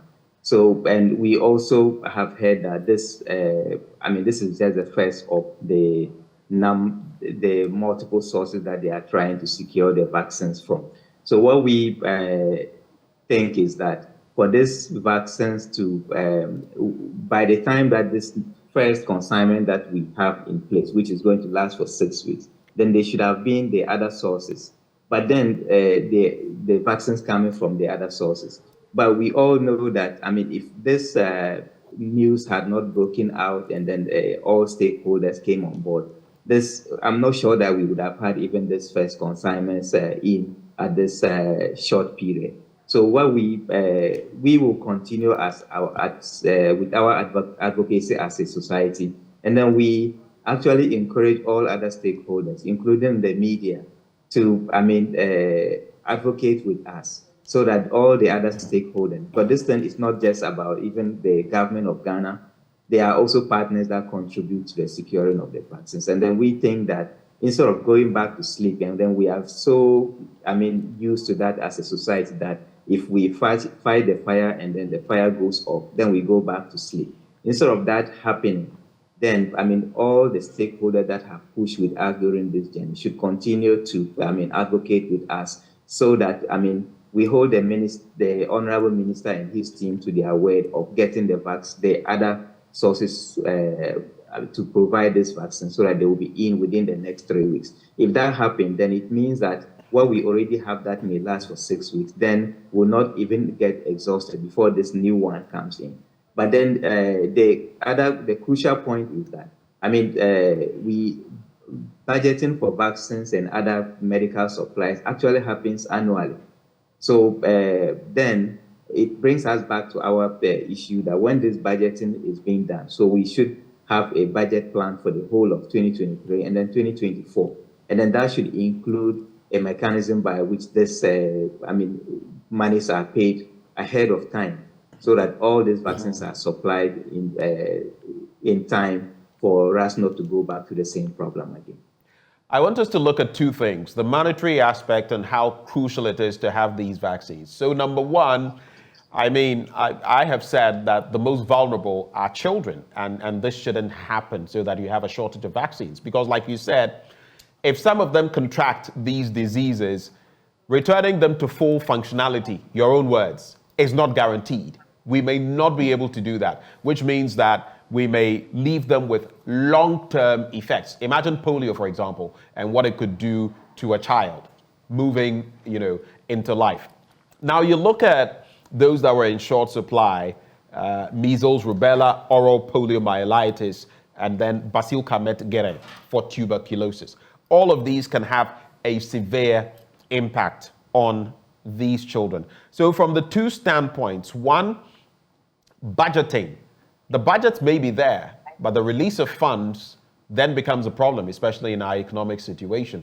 And then the bit about how crucial these vaccines are. How crucial are they really? And what could be the effects if we don't get them on time? What could this mean for children? And I'll just add, we also are striving after a zero polio target, for example. I am aware of that. What then happens to that now that we have so many measles cases? Thank you so much, Gojo. So the point is that, let me start from how crucial these vaccines are. And this is the main reason why we are, advocating that we should actually have the funding, ring-fenced in a way, guaranteed for, this to happen. Now, for those of us who were born in the 70s and the 80s, we know that, there wouldn't have been a community that you go in and then you don't see children who are limping. And then we don't see children with this, rashes that actually are due to measles and other problems. And even when we started working in the hospital, we used to see so many children that will, run diarrhea up to the extent that when they bring them in, they will cry, and then you cannot find a single drop of tear on their eyes because they have lost all the body water in their body. And some of them, you may just look at them, and no matter how much intervention you put in, these children will end up dying. So this, most of these conditions that the vaccines actually prevent against are infectious diseases. All of them for now are infectious diseases. And those are the ones that they used to, some of them were used to be called six-killer diseases because they were the most common causes of death in children in this country. So once our vaccination system went up, we have managed actually to bring down deaths in children, especially who are more than 1 month old, for in a very significant manner over the last 15 to 20 years. So this is one of the main reasons. Vaccination is one of the main reasons why our deaths in children under 5 years have really come down very significantly. And this is what we stand to lose if we continue to have this erratic supply of vaccines. So that then means that we stand to actually derail all this process, and then we may actually go back to maybe 10, 15, 20 years back. This is not what we want to do because we have signed up. We signed up to the Millennium Development Goals. We didn't meet them because we have a high under 5 and neonatal mortality. We have also signed up to the Sustainable Development Goals. And as it is now, we are not actually on track to meet, the target for 3.1, which is reducing child mortality. So if this happens, that is even going to throw us more overboard, and then there will not be any, way for us to meet those targets. If you even bring it down to the family, actually, beyond even meeting all these international goals and targets, this is a family that we are talking about, and we know how valuable a child is to every, family in this country. And if the child does not die from these vaccine-preventable diseases, as I said earlier on, they may develop complications. Rubella, measles can cause neurological complications. If a child develops meningitis, which is infection in the brain and then the brain coverings, then they may develop complications that will leave them with disability for the rest of their lives. And in this country, our healthcare system is mainly geared towards, acute care. If you have a child that has disability, then you are on your own because you have very little support from the state, you have very little support from other stakeholders. So this is how crucial the vaccines, the availability of the vaccines are. And that is the reason why we cannot even think of a situation where we do not have them or their inavailability is sustained. Regarding the budget issue, so I think that, health, we say that our health is our wealth. Actually, you can only think about any other thing in this society if you are healthy. If you are not healthy, then all other things become secondary and they are flimsy. So, I would think that there is money in this country for us to guarantee, funding for this vulnerable group of our children in the society, because we do find money for all other things. So there shouldn't be a reason why we cannot find money for, to budget sustainably for these children to have the vaccines that will actually make them healthy so that they can take over from us when they grow up and we are no more. So I think it's a matter of priority. And then we are saying that the state and the government should prioritize this and make it that this money is for, is for vaccine financing. And whatever happens, then we are not touching that funds. So we see that the other vaccines are not in short supply. So there are others that are being supported by partners, and those are generally stable. And we have not had big issues with their short supply. So this is just about priority. So if we also prioritize it and say that for the ones that we have committed that we are taking up, we should guarantee those funding for every year. Then this should not happen again. This should not happen in Ghana. I totally agree with you in terms of importance. If we can get all the V8s and if we can pay all the staffers and employ all the ministers, then we might as well put them to work and ensure also that children don't get the short end of the stick. But moving the conversation forward, we've also heard from the director of the Ghana Health Service, who has said that this first batch of immunization is going to target far-to-reach areas, including island communities, which makes sense. He also mentions, he makes mention of the fact that, like you mentioned, these vaccines that have been received will last just about 6 weeks, but that they have ordered vaccines for about the period of a year, the entirety of this year, and that they will be coming in batches. He gives the assurance that in the next week or two, we should see more vaccines arrive. If this doesn't happen, very briefly, what could that mean? Because if this is going to last about 6 weeks, if the next batch doesn't come in timeously, there could be problems, right?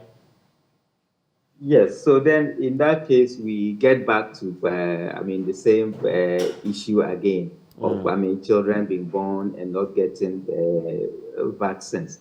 I agree with the fact that we would target the areas that may be hard to reach, but these are the areas that vaccine coverage is traditionally maybe lower compared to the urban areas. But the other point is I would also think that we should target where we are already having the outbreak situations.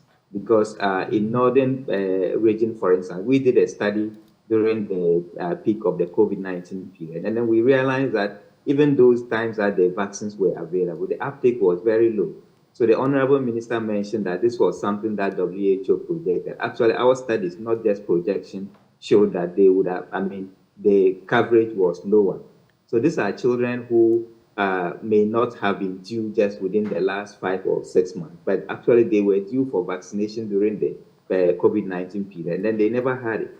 So we need to target all those areas. So this is why, apart from vaccinating those who are due now, we have to look at then doing the catch-up vaccination, which the Director General mentioned, which is very crucial. But then this can only be meaningful if we are able to get the next consignment of vaccine before these ones run out.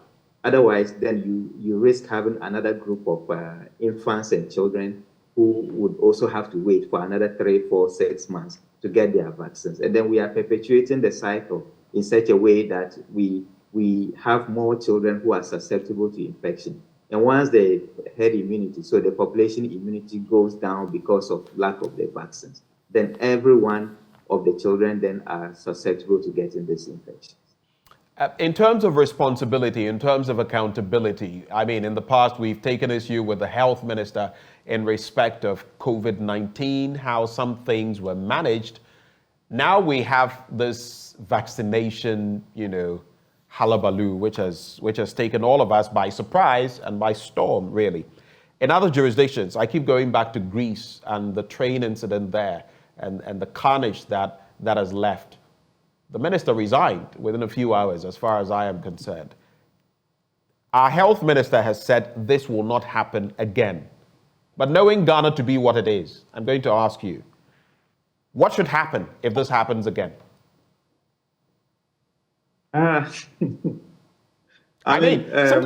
feel, look, honestly, we have to come to the point where if people fail in their responsibilities, not just the minister, heads must roll. Who was supposed to dole out money that did not, so that X, Y, Z happened? Who was supposed within the ministry to do X, Y, Z? Shouldn't we get to that point? Yeah, I mean, for me, I mean, this is a crucial issue. I mean, you have mentioned places where, I mean, ministers have resigned because of, I mean, one incident. And then we also know of countries where even for the death of one infant or the death of one mother, I mean, whole ministers have resigned. So, but I just think that in this country, it looks like this is not really a culture that we are ready to embrace. Because, I mean, not just... Well, a culture always starts from some point, right? Yes. There's always I mean, someone who starts something. That is very true. So, I mean, I agree with you. I mean, for me, I think that if people are put in responsibility and then they think that for one reason or the other, they are not going to be able to perform satisfactorily, then there shouldn't be a reason why they keep staying there.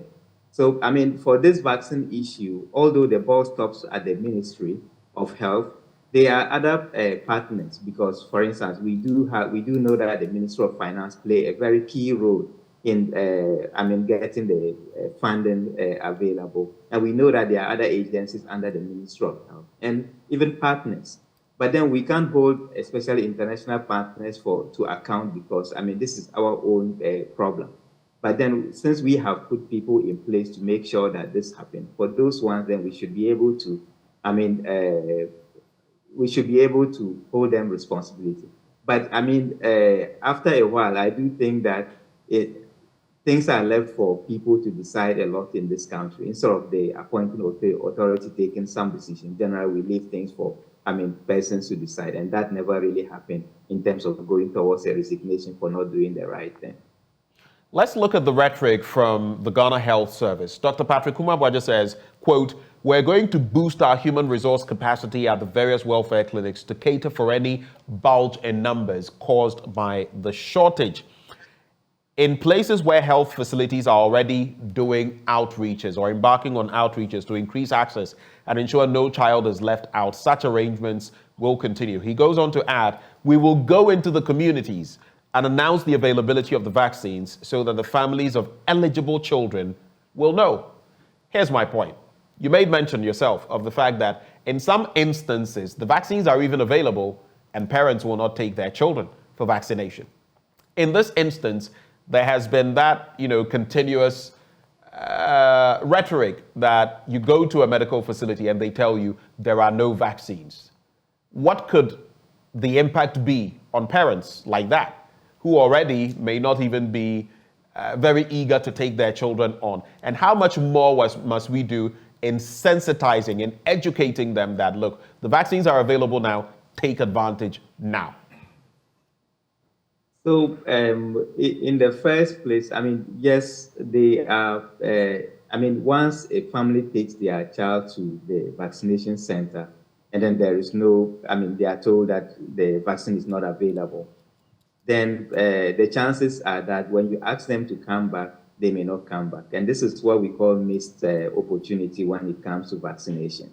I mean, it's a big issue because you have found somebody in the hospital, the health-seeking behavior is not already good in many places in this country. So we even say that once you find them in the health facility, you should get them vaccinated before they leave the facility. But here is the case, they even come to get the vaccine and then it's not available. Then they are told to come back next time. Many of them don't come back. And the next time you see them may be that they have one of the vaccine preventable diseases. That may be the one, bringing them to the hospital. Regarding, what could be done, yes, so for facilities that do the vaccination, they will continue doing the vaccinations once they are available. And we know that the country has a very robust expanded program on immunization system. So we do trust that, once the vaccines are available and the outreach, but even for northern region and the other regions in northern Ghana, they do have a very good outreach system where the community health nurses go into the communities when these vaccines are available to give to families who may not have come to the hospital. So we do trust that, aside the stationary vaccinations where the families would have to, get to the hospital, we will make very good use of this, community visitation by the community healthcare workers and make sure that every eligible child that is due or had missed the vaccine because it was not available get vaccinated. In terms of the vulnerability of children to these diseases, we also know that these vaccinations, especially in hotspots, can reduce the spate of cholera. What's the correlation? Can you share with us? Well, for none of the vaccines that we have currently is given against cholera. But there is one, so the rotavirus vaccine that is given against the rotavirus, which also causes diarrhea in children. And that can be very severe. So this is a vaccine that they take beginning at 6 weeks. So if children do not get the rotavirus vaccine, as I said earlier on, before it was introduced into the country, we used to see, children with really very severe forms of diarrhea that requires hospital admission, and some of them even passed away because of the severe fluid loss. So if they do not get this rotavirus vaccine, which some health facilities were also reporting that they didn't have at some point, then that is going to bring us back to getting the children running severe diarrhea. And for the northern part of the country, this is the season where we get a lot of children with diarrhea. So this may actually exacerbate the situation if they continue, if they do not get that vaccine as well. It is said that if you want to prevent problems in the future, you learn from the problems you've had in the past or the problems you may be having. But I'd like to find out, I don't even know whether we have a fair idea of it. Shouldn't we be measuring the impact of this shortage of vaccines in real terms? Maybe X number of children were not able to get oral polio vaccines, or is it the CBG for tuberculosis, right, or the BCG, among others. And so on account of that, this has been the impact. This is the number affected. This has been the impact. They've missed it by X number of weeks. They should have got it at this number of weeks. This is their level of exposure and all of that. Does the Ghana Health Service have anything like that you are privy to? Because if we don't, then we wouldn't even know what the real impact is. And apart from up north where we know there's an outbreak of measles, we may not even understand the full picture. And some children, the point is that no child should be left out. Some children could suffer the consequences. What's your take? Yeah. Hello, Prof. Sorry, hello, yeah. So I lost you for a while, and I didn't get so let me just repeat the question. I am saying that we need some measurability. How many children have been impacted by this shortage of vaccines from last year, the last quarter of last year? So that's like 3 months last year, more or less, and 3 months this year. How many children have been affected? What range of diseases did they not get the vaccines for? I mean, what is going to be the real impact of this? No child ought to be left out. Shouldn't we be measuring that specifically, in specific terms, so that no child is left behind? Yeah. I mean, definitely. So, I mean, this should be what pertains. So that, as you have said earlier on, we need to learn from, lessons from whatever happened. But if we continue documenting or not even documenting what happens, and then after 1 or 2 years, you get back to the same situation, then we never really learn from our mistakes. And then that means that we may continue, we don't take measures to prevent them from happening, then we will continue to have the same problems. I think the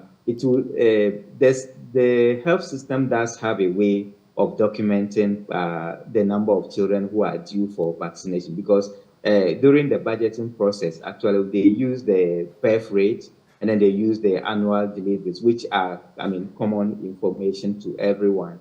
And then we also know, the number of children who may be eligible based on the population and housing census, which we just completed one in 2021. So all of this information actually help you to determine how many children are due for the birth vaccination, because we know how many children approximately are born every month or every day in this country. And we know how many are born, in a year in this country. So we should be able to estimate at birth how many children would need this vaccines. And then for each of the periods that they are eligible, how many of them would need it.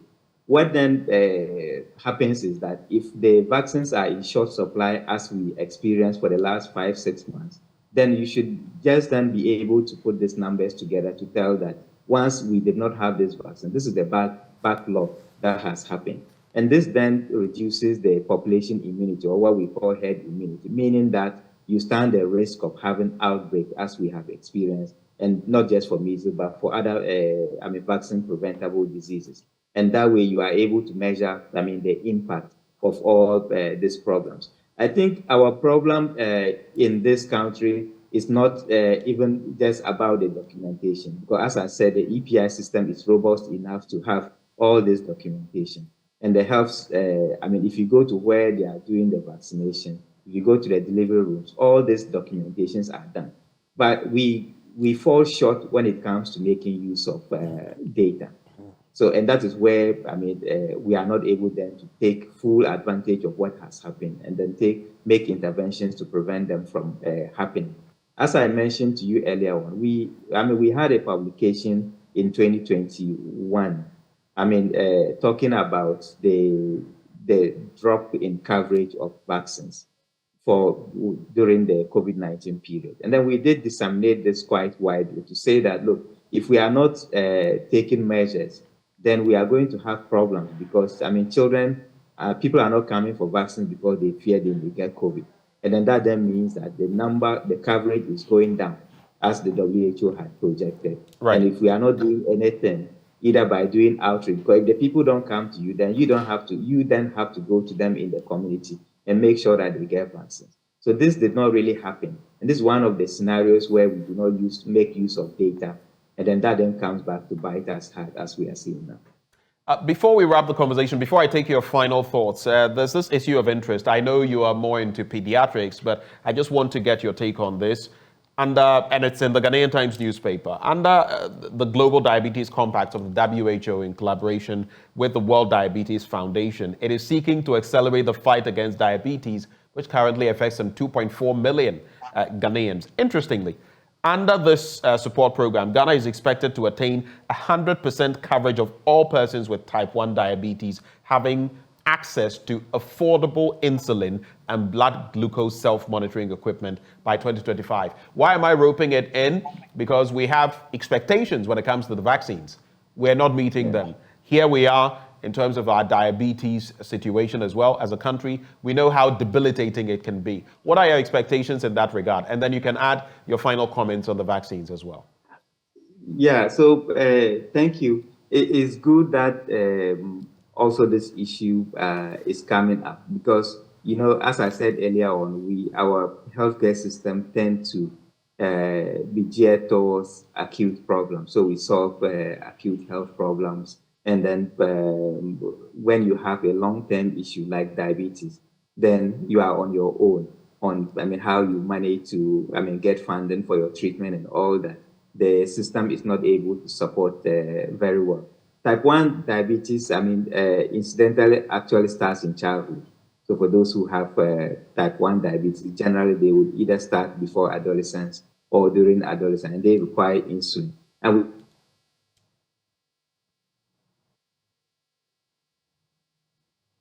Hello, Prof. It's a huge gap in the number of people. Hello. Yes, please go ahead. I can hear you now. I lost you briefly. Yes. Yes. So we know that there is a huge gap in the number of people who really require insulin and those who are getting it. And actually, even in diagnosis, because it's not in every healthcare facility in this country that people are able to diagnose type 1 diabetes. So you have a huge gap in even getting the numbers who should have been on treatment. And then those who are diagnosed and they need treatment, they are not able to obtain this for, so many reasons. So this is welcome news that there is an agenda and then there are targets to be met. But I'm just thinking that 2025 looks so close. I mean, to target 100% of those with type 1 diabetes, getting all the things that have been mentioned. But I mean, I hope that, I know some of the people who work on this type 1 diabetes, and I know that they are so committed, and then they are so agile in their work. So I'm hoping that they would be able to work to make it happen. If it does happen, that would be a very huge, success for all of us. Prof, we're grateful that you took the time to join us for this conversation this morning. We'll keep our fingers crossed and hope that, like I said, our children are not handed the short end of the stick. Wish you the best of the day, sir. And that is Professor Al-Hassan Abdul Momin, consulting pediatrician at the Tamale Teaching Hospital, also Northern Regional Chairman of the Ghana Pediatric Society. Now, when we return from the break, we're going to be talking about the torrential rains in different parts of the country. The rains are back, and in many parts of the country, the rains come with flooding. Are we prepared? And what can we expect in the coming days, weeks, months, all the way till the end of year? Yes, there's the rainy season, but sometimes there are stretches that, take us by surprise on the back of climate change, global warming, and all of that. What can we expect? We host the Ghana Meteorological Agency's team here with us on the show. But right before we take that break, the water I'm going to be drinking when I go on break is Awake Premium Purified Water, treated through a strict purification process to ensure that every bottle on the market serves you better. We have the perfect sizes for all purposes: 330 and 500 ml bottles to fit your pockets and bags, 750 ml for the heavy drinkers, 1.5 liters for those like me who always want more. We also have our 19-liter jar bottles for offices and homes. So all you need to do now is stay awake and get your Awake drinking water to sip on. Choose a bottle of Awake Purified Drinking Water today and get quality hydration. Awake Purified Drinking Water, one for life. Remember, for every bottle you purchase, an amount is donated to the National Cardiothoracic Center, and that is indeed heartwarming. This is a product of Casapreco Company Limited. For bulk purchases, just call 0262 351 251. This advert is FDA approved. And stay with us because the conversation coming up next is FDA approved as well. Do stay. We'll be right back.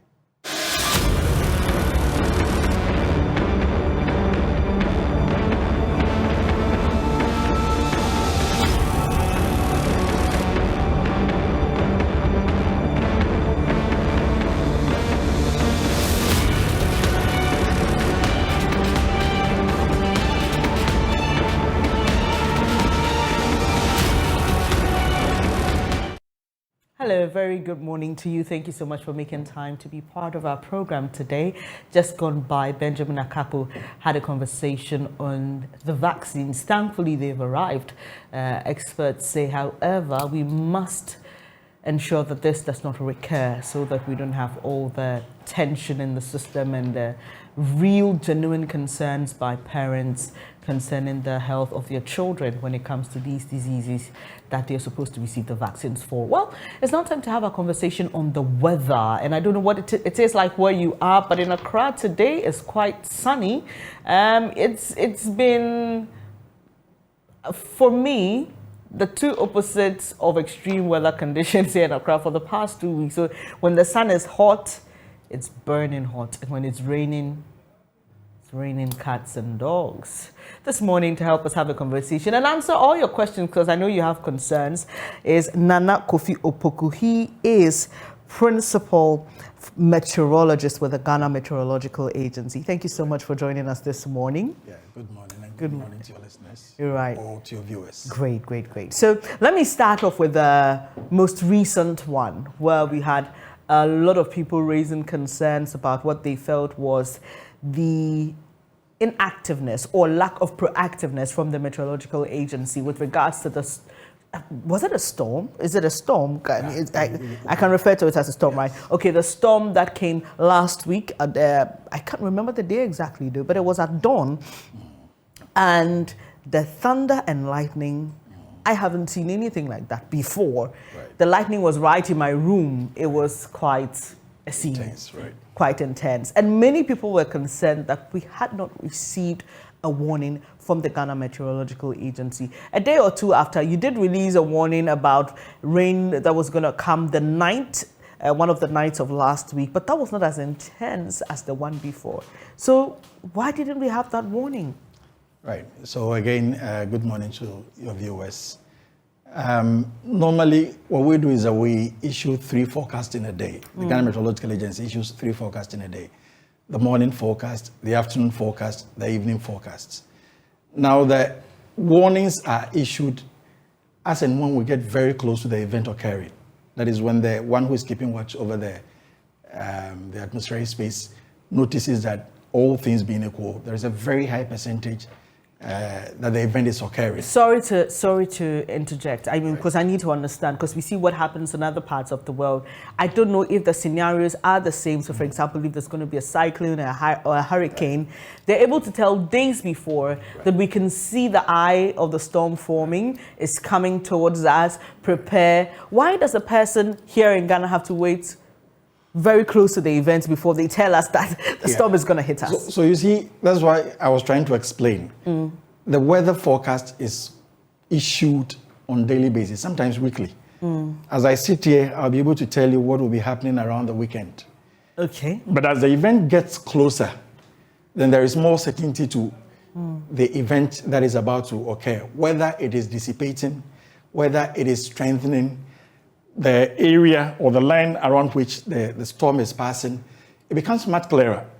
And in that event, you issue a warning to alert people who live along where the storm is passing to be clear that the storm is passing through their area. Okay. So, yes, probably I need to find out. There wasn't a warning as such, but I am sure it was included as part of the evening forecast.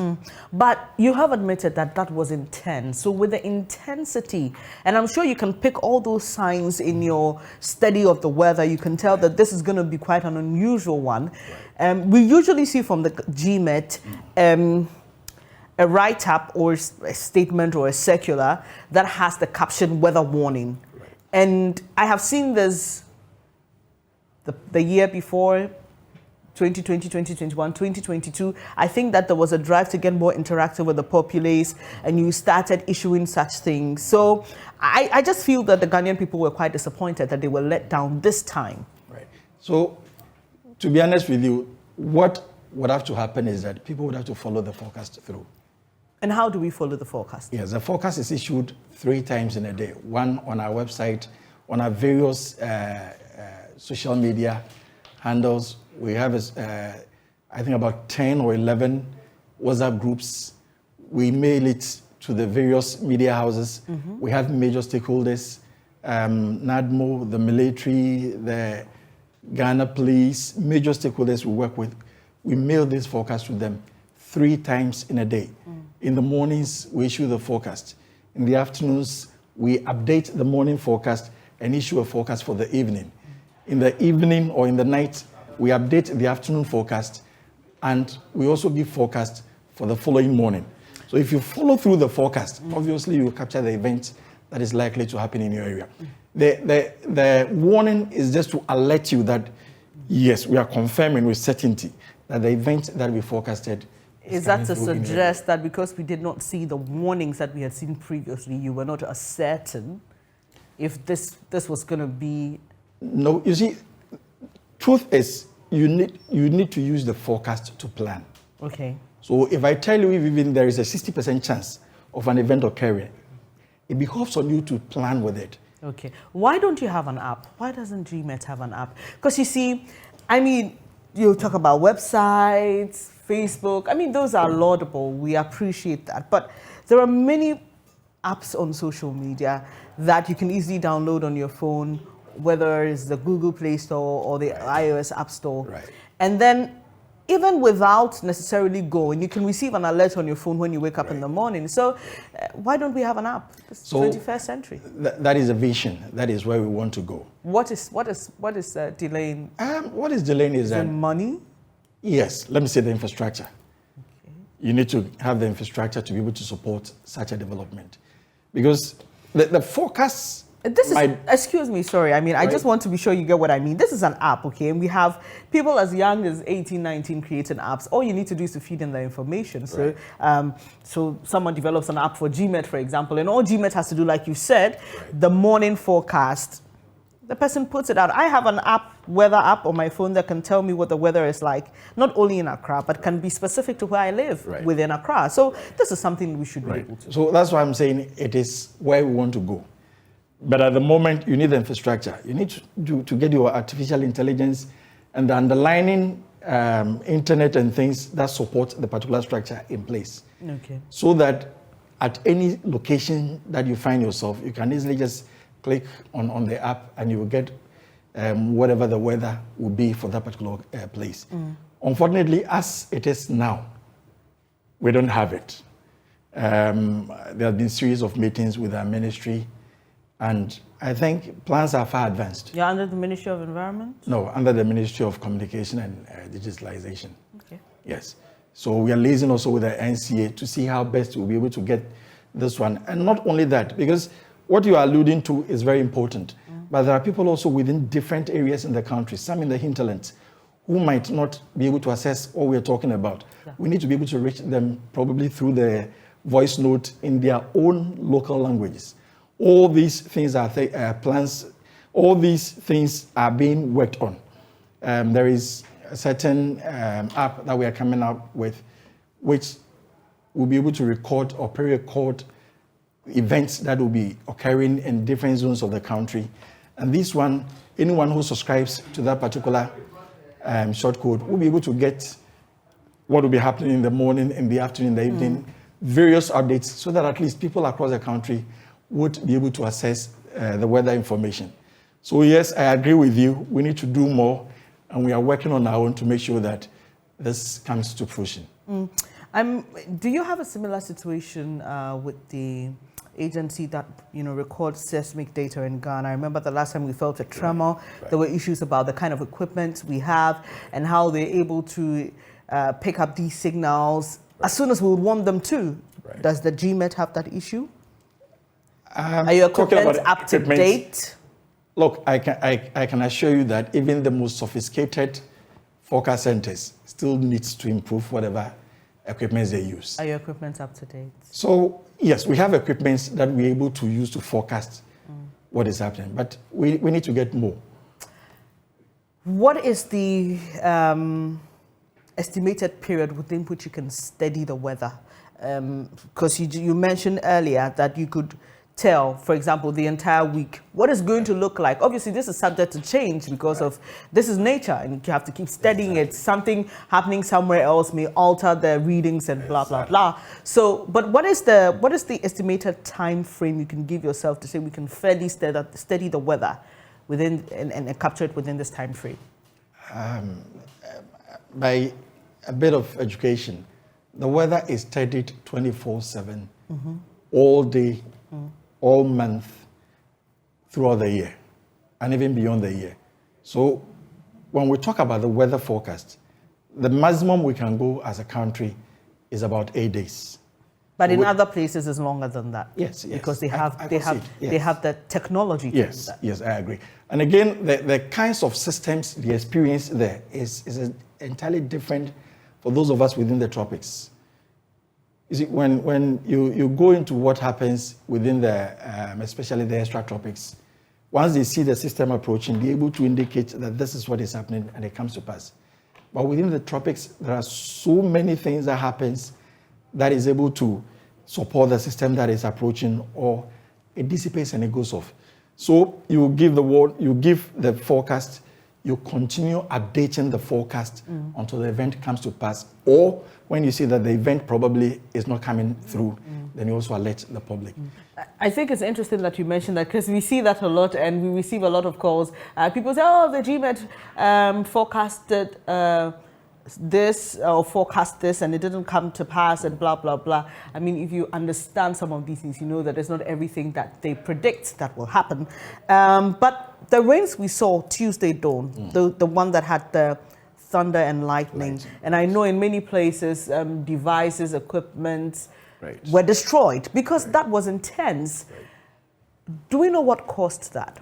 Because sometimes you're able to tell where the winds are coming from, what is happening elsewhere that is leading on to that storm. What exactly caused it? Right. So before I explain what really caused it, I want our viewers to understand that from this time, March, moving through to June, first 2 weeks of July, we are entering the rainy season of Ghana, what is known as the monsoon for West Africa, the rainy season of Ghana.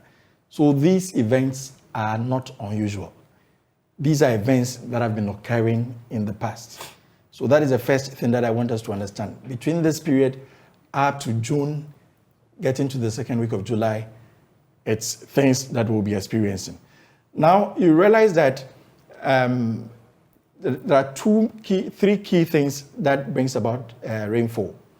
What is happening in the atmosphere, the winds that is moving the systems, what is happening on the ground, and what is happening over the oceans. These three things come together to support whatever activity or whatever rainfall or activity that we are expecting.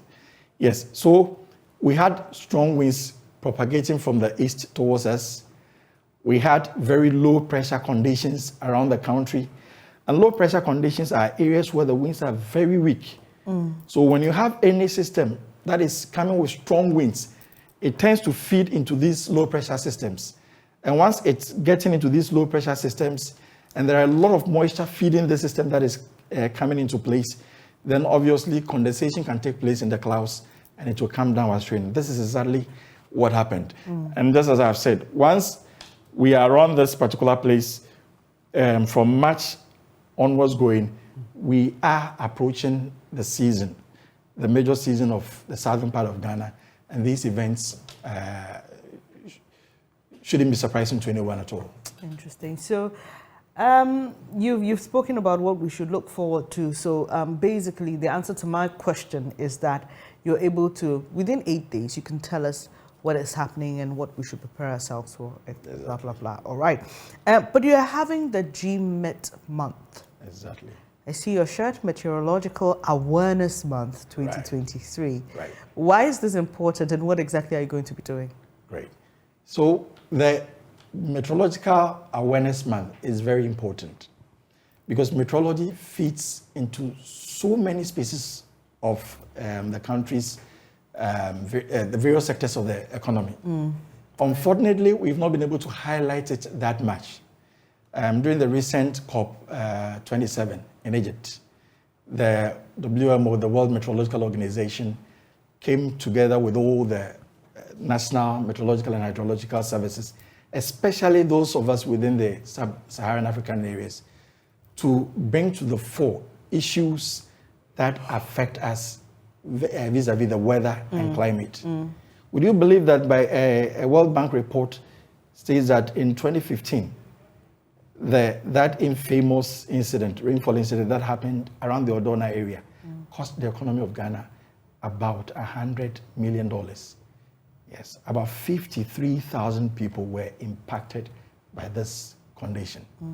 So we think it is important that we need to bring issues of the weather and climate to the fore, that people will understand how it affects them.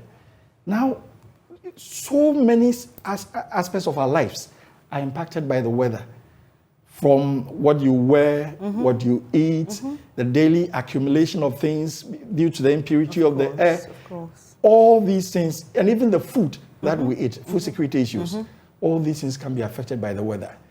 But in times past, we've been a bit laid back. We've not been able to be proactive, just as you mentioned. But this month, going forward, we've decided that we want to bring the issues to the fore. So March is your Meteor Awareness Month. Originally, the 23rd of March every day is supposed to be... Every year, sorry. Is supposed to be World Meteorological Day, right?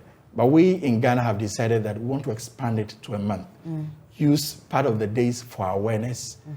Use part of the days to liaise with our partners and to have discussions at various forums, meet the younger ones who are coming up, set up clubs and things, and help them to understand issues of the climate. Because if we understand what is likely to happen, in terms of the climate, then all of us, if we are aware, we'll be able to plan, of course, and live our lives in a better way than probably we are doing at the moment. That's a very important point you make there, especially if you live here in Ghana, where sometimes the rain can determine whether you go to work or not, which for a lot of people will translate into whether you eat or not. If you're a by-day worker, you should understand that, okay, so if there's a storm happening tomorrow, then if I have to work twice as hard today to be able to eat tomorrow, I have to put some food down. It's important. And I think that, to be fair, not only the issue of proactiveness is not only on the part of the GMET, it's also on the part of the citizenry, because, I mean, let's face it, how many of us woke up this morning checking the weather? But in other parts of the world, it's something we do. I mean, you know that if you step out without checking the weather, it could be, I mean, terrible news for you, because you're either going to face a blizzard or going to be caught up. And unfortunately, sometime last year during the winter, there was this story about a nurse who was in the US who had gone to work, and on her way back, she was caught in a blizzard, and she was on the phone with her parents, but unfortunately, she didn't have enough gasoline to keep the heating system in the car running, and unfortunately she lost her life. So you understand how important planning is. But let's talk about the issue of climate around the world, since I have brought in that example. We're here in Ghana. Someone may say, oh, the situation here in Ghana in terms of protecting our climate may not be as bad as elsewhere, where they have a lot of pollution in the atmosphere. But like you've just established, what happens elsewhere with regards to the weather can have a ripple effect on us here. So how are we building that concerted effort? Because who knows, someone may be messing up in their country, but we are at the receiving end. How are we building the concerted effort? So what is happening is that at the apex of the UN, bodies have been said. The World Meteorological Organization has been mandated to look at issues that goes to especially the destruction of our environment, or things that are impacting the climate negatively. There is what is known as the IPCC reports. They've been meeting, and that is the reason why there was the recent COP27, where all major players around the globe have pledged that they are all going to support to make sure that we reduce the emissions. Just as you alluded to, weather has no boundaries. So whatever is happening elsewhere might have its trickling effects affecting those of us who are here. Probably they might have systems that are robust enough to be able to adapt to whatever changes are taking place. But what about those of us who are here? Our health system, is it that robust to be able to accommodate these things? Our farming techniques and things, is it that strong enough to be able to adapt to the changing things that are happening? It is important the major players play their part. They come together to reduce the carbon emissions.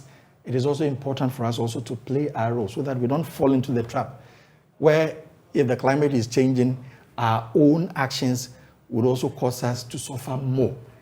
We need to be very, very careful, and we need to be aware about some of these things, how we plan, our environment, how we build, what we do. We need to be very, very careful about all these things so that, yes, the climate will be changing, but based on certain measures we have taken, we'll be able to adapt to the changing climate. Because for the changing climate, yes, it takes a longer time to reverse the damage we have done to the climate. So now, yes, we talk about it, we need to slow it down, but the consequences of today, we need to live with it.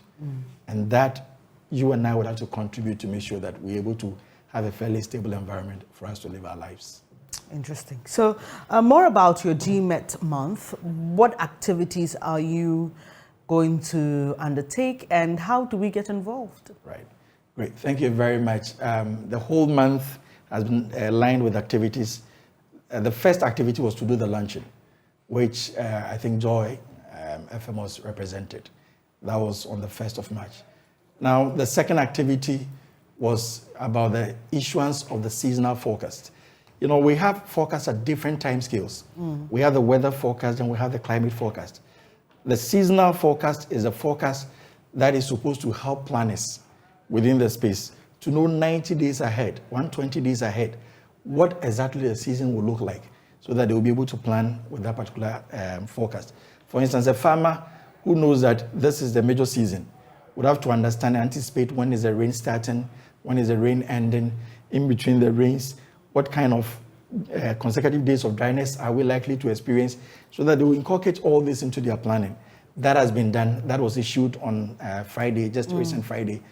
Today, as we speak, there is a team in the north headed by the Director General of GMET, where we want to create climate awareness in the north. We've selected about 17 second cycle institutions in the north where we are going to form climate clubs within with these secondary schools. We want to take the message and the information to them so that they'll become ambassadors for the climate issues that we are talking about. Then on the 23rd day of March, which actually happens to be the World Meteorological Day. Okay, 23rd of March. On the 23rd day of March, yes.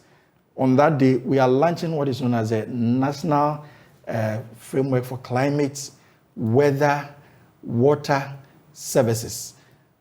We mostly restrict ourselves to just climate, but water issues, weather issues, all have dire consequences on whatever we do. We have seen that there is no framework that regulates this space in the country. We are mandated by our act to be the regulator, and therefore, supported by ECOWAS, we've been able to create this framework, and it will be launched on that day. And again, we're also launching Meteorological Society. When you go to other advanced countries, they have the professional body that is known as the Meteorological Societies, where we self-regulate, where we improve, we write professional exams, so that anybody who will be practicing meteorology here in Ghana will be a true professional, so that at least we'll be able to feed the public what exactly will help them, to improve on whatever they are doing. Then after that, there will be a thanks given. So we invite the media to come on board. The multimedia brand is a huge brand, and we're expecting that you will support us in all the endeavors that we are taking, especially on the 23rd. Right, which is the launch of the National Framework for Climate, Weather, Water. Exactly. And services. And okay, climate, weather, water services. Exactly. Okay, all right.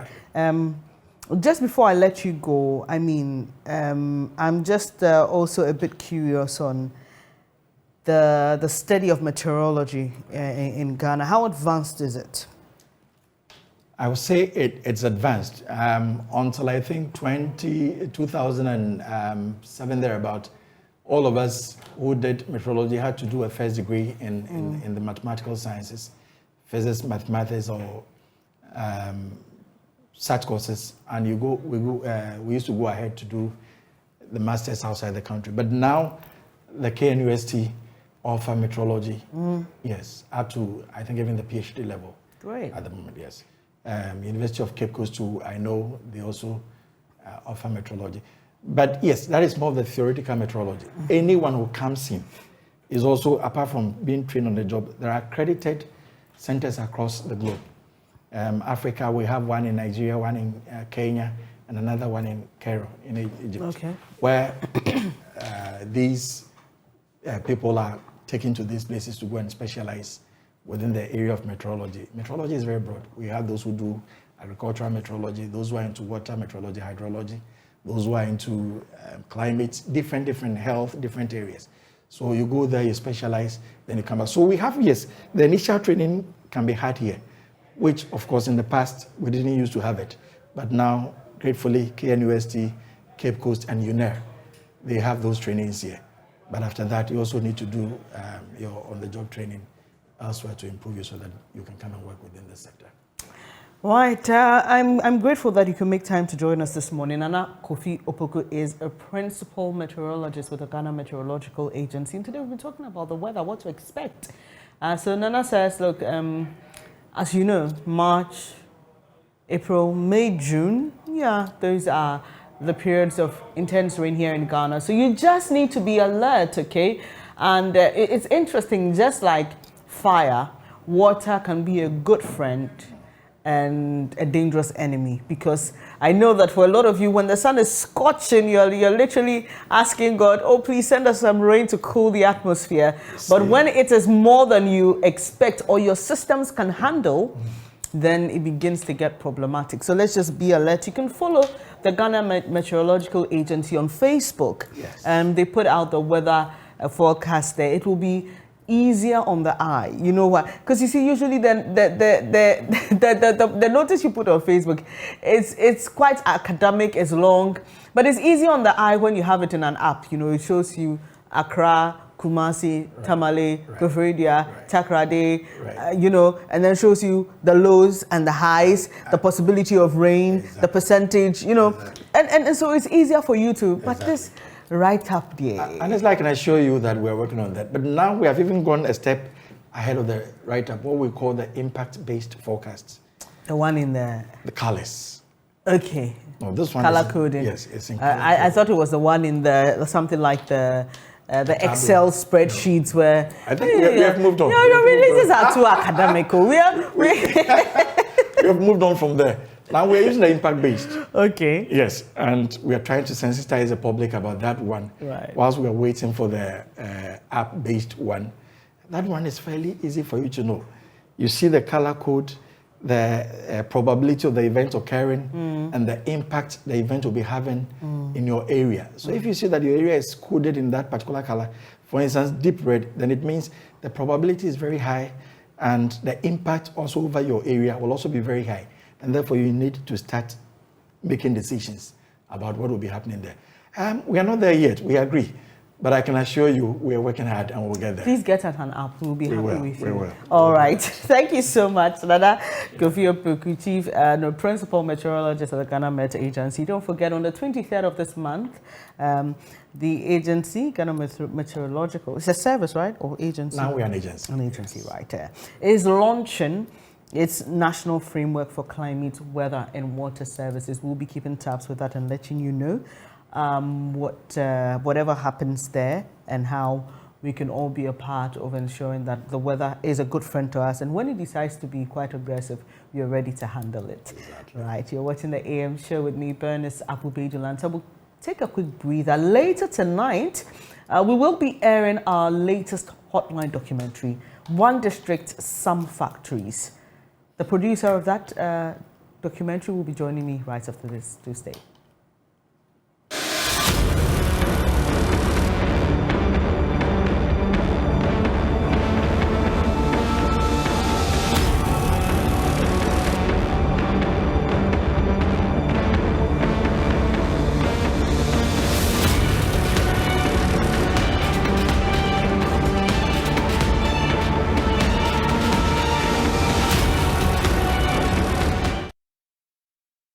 If management was made aware that Exim Bank was not going to give us the money upon completion to operate the factory, there was no way we would spend our last peso to commission the project. If you look at the activity leading towards the commissioning, we needed to pave the area, and that cost us a lot of money. That money could have gone into sales, because we don't need to pave our factory before we sell product. But we needed to complete the factory and put it in a shape that is reasonable. Everyone knows that. Ebenezer Obin-Bafo is the Chief Executive Officer of Casa de Europa. Petersfield and Ray Limited is a manufacturing company under the One District, One Factory, established in 2018. It was established to produce high-quality natural fruit juice. Electricity came to disconnect just this afternoon. I had to go into my own resources to go and pay for them to reconnect the electricity. I don't know if now I'm in a dilemma as to fold up or not. It can happen soon, it can happen anytime from now. But it appears all is not well with the factory. Today, the processing plants have been shut. The factory is eerily quiet. Power to the plant had been disconnected on the day of my visit. Payment has been demanded long ago, It's more than 2-3 years now. But anytime they came, I told them there were problems that we need to solve before making profits, and that is to be difficult to pay. The shutdown of the factories has had a huge consequence on employment in the operational areas of the companies. When the factory was working, I could use my monthly earnings to support the upkeep of my family. I was even able to use my salary to support my grandchild's senior high school education. If the situation now existed before, I'm not sure I could have supported my grandchild's education.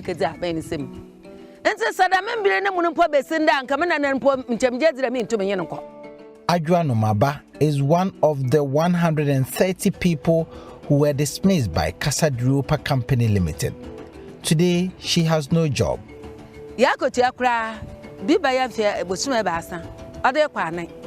The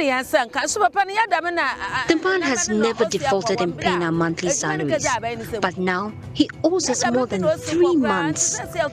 This is not how it used to be in the past. When the factory had not been supported by government, things were very okay. All that the man used to do for the communities here, he's unable to do them again. We thought government support would rather help us.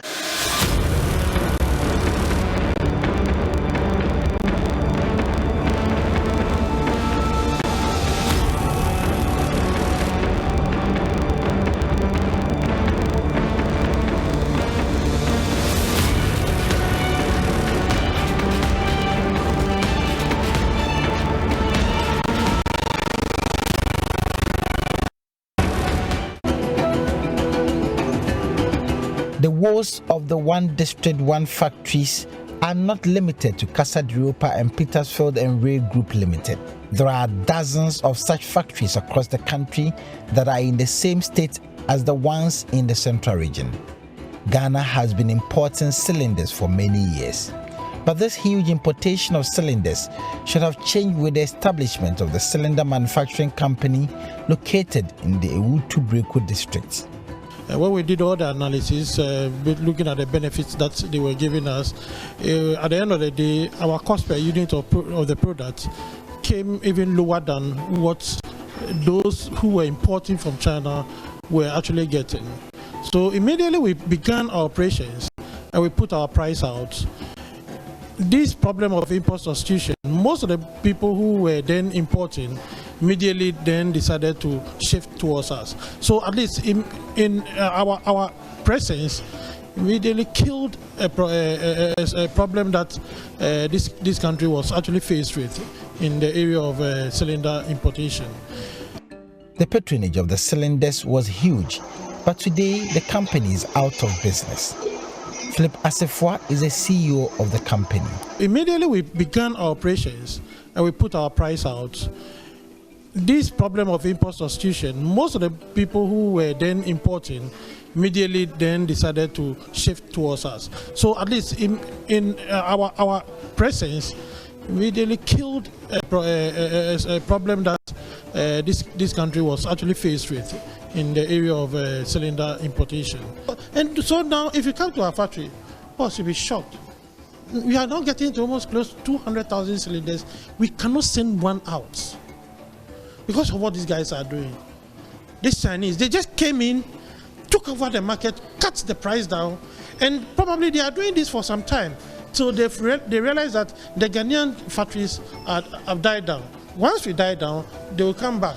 And what that means also is that in the future, 2 years from today, don't be surprised that they will be in charge of cylinder production in this country. And when we are suffering, we are struggling, we are talking about exchange rate challenges, they will pack their dollars and take it away. In times like this, when a Ghanaian from Okanshin has set up almost a $10 billion factory.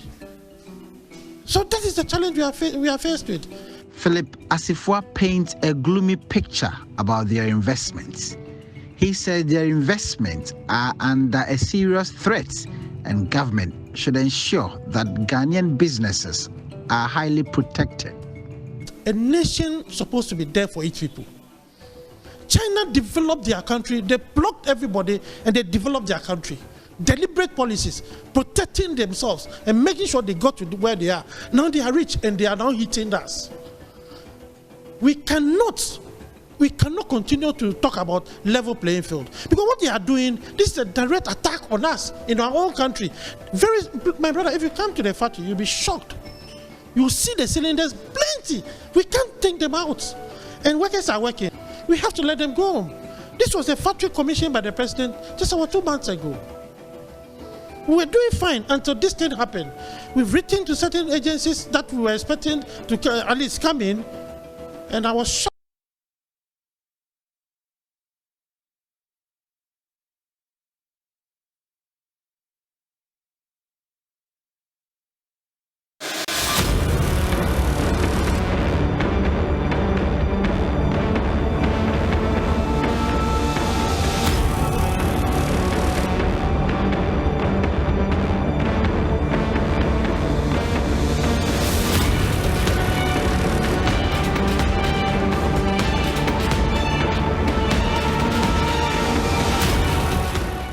Thank you so much for staying here on the AM show, and it's now time to have that conversation with the producer of our latest Hotline documentary. Richard Kojo-Nyarko is his name, and One District, Some Factories are the title of that documentary. Hello, Richard. Hi, Bernice. Hi. Finally, we are seeing that documentary. We have seen it advertised for some time. But tell us what inspired this piece.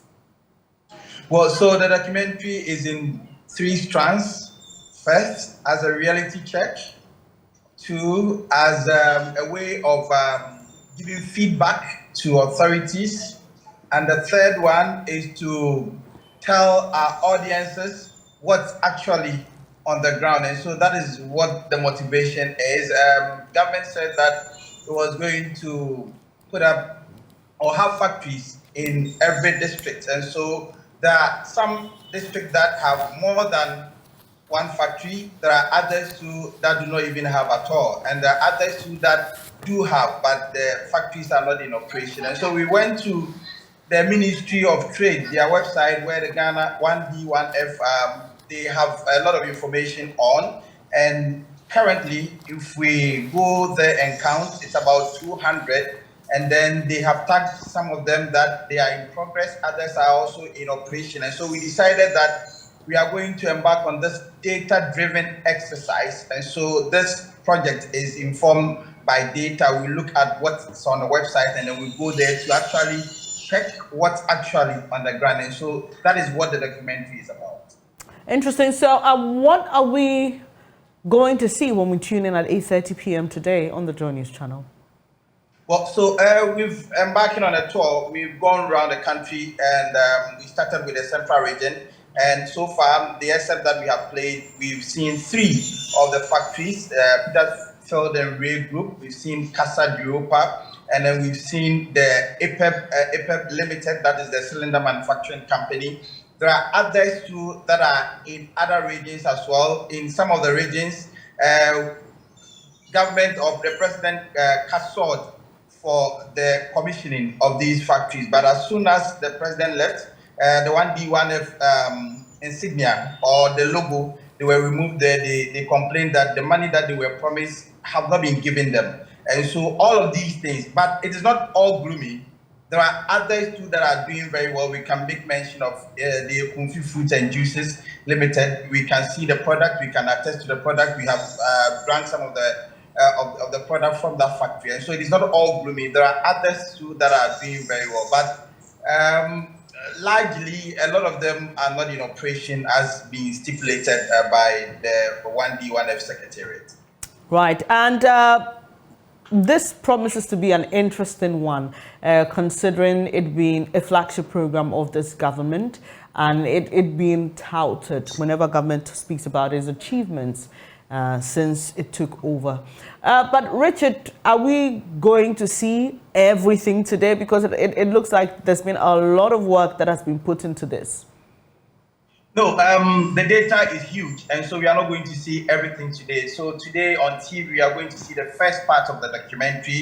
It put a spotlight on some of the factories that are struggling and that need intervention. And so that is what we are going to see today. The following week, we are going to see the last part of that documentary where it showcases the others as well and the other factories that are also doing very well and government responses to what we found on the ground. So we've been speaking with the Ministry of Trade. They've been answering, they've been providing answers to some of the questions that we posed to them. And for the Exim Bank, the financiers, you know that in the SF that we have played, they indicated that it is Exim Bank that is starving them of the funds. They've been complaining incessantly. They've gone to everywhere they need to go to enable them to run. Bernice, to tell you what, look at the Petersfield and Ray. If you travel on the Cape Coast to the Takrady stretch, you will see a lot of fruit that are lying by the shoulders of the road.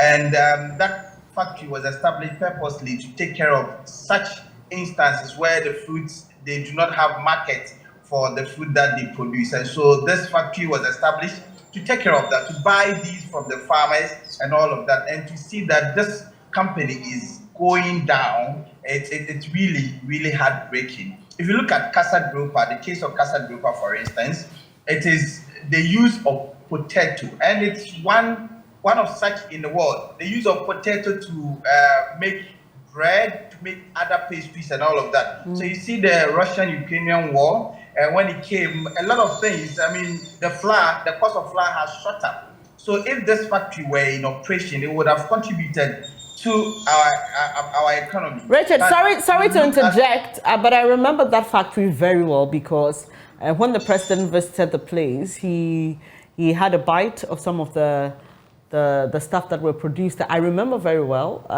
because it was interesting to see, for me, potatoes being produced or being turned into all these byproducts. Talk about the potato chips, the potato bread and all that. It's really sad that that is not functional anymore. And nutritionists have told us that it is the best in terms of pastries, that because it is rich in vitamin A, it helps kids grow very well and all of that. And to think that the situation is that the factory is no longer in operation. Look, there were about 150 people that have been employed by the factory. They have not all been laid off. And to see the factory complaining of funds, because when the factory was set up, the money to run that factory, I mean, was never given. And so that is why it is in that state. If you look at the other one that we showcased today, the cylinder manufacturing company, they are complaining of some stiffer foreign competition. And this competition is knocking them off business. And if it has not even knocked them off business, to think that over 200,000 gas cylinders are still in their warehouse, they're unable to sell them because they complain that there is a stiffer foreign competition from the Chinese. They have come to establish the same thing they are doing. When they were setting up, they were told by authorities that that area, that terrain that they have ventured into is solely for Ghanaians, and so they are not going to allow foreign participation to come. So they want to grow the indigenous the indigenous factories, only for them to get what they are getting currently. And so there is more in this documentary. When you join us at 8:30 p.m. today, you will see a lot in this documentary. Let's end it here, Richard, before we give too much away. Richard Kojo-Nyako is the producer of our latest Hotline documentary, One District, Some Factories. Like you just heard him say, 8:30 p.m. is the time, and JoyNews is the channel. You can watch online as well, myjoyonline.com, on YouTube, on our website, and JoyNews on TV on Facebook. This is one you shouldn't miss. It's a piece on accountability and trying to understand exactly where we've reached with this particular policy of government. You're watching the AM show. Benjamin joins me shortly and we get interactive with you. Do stay.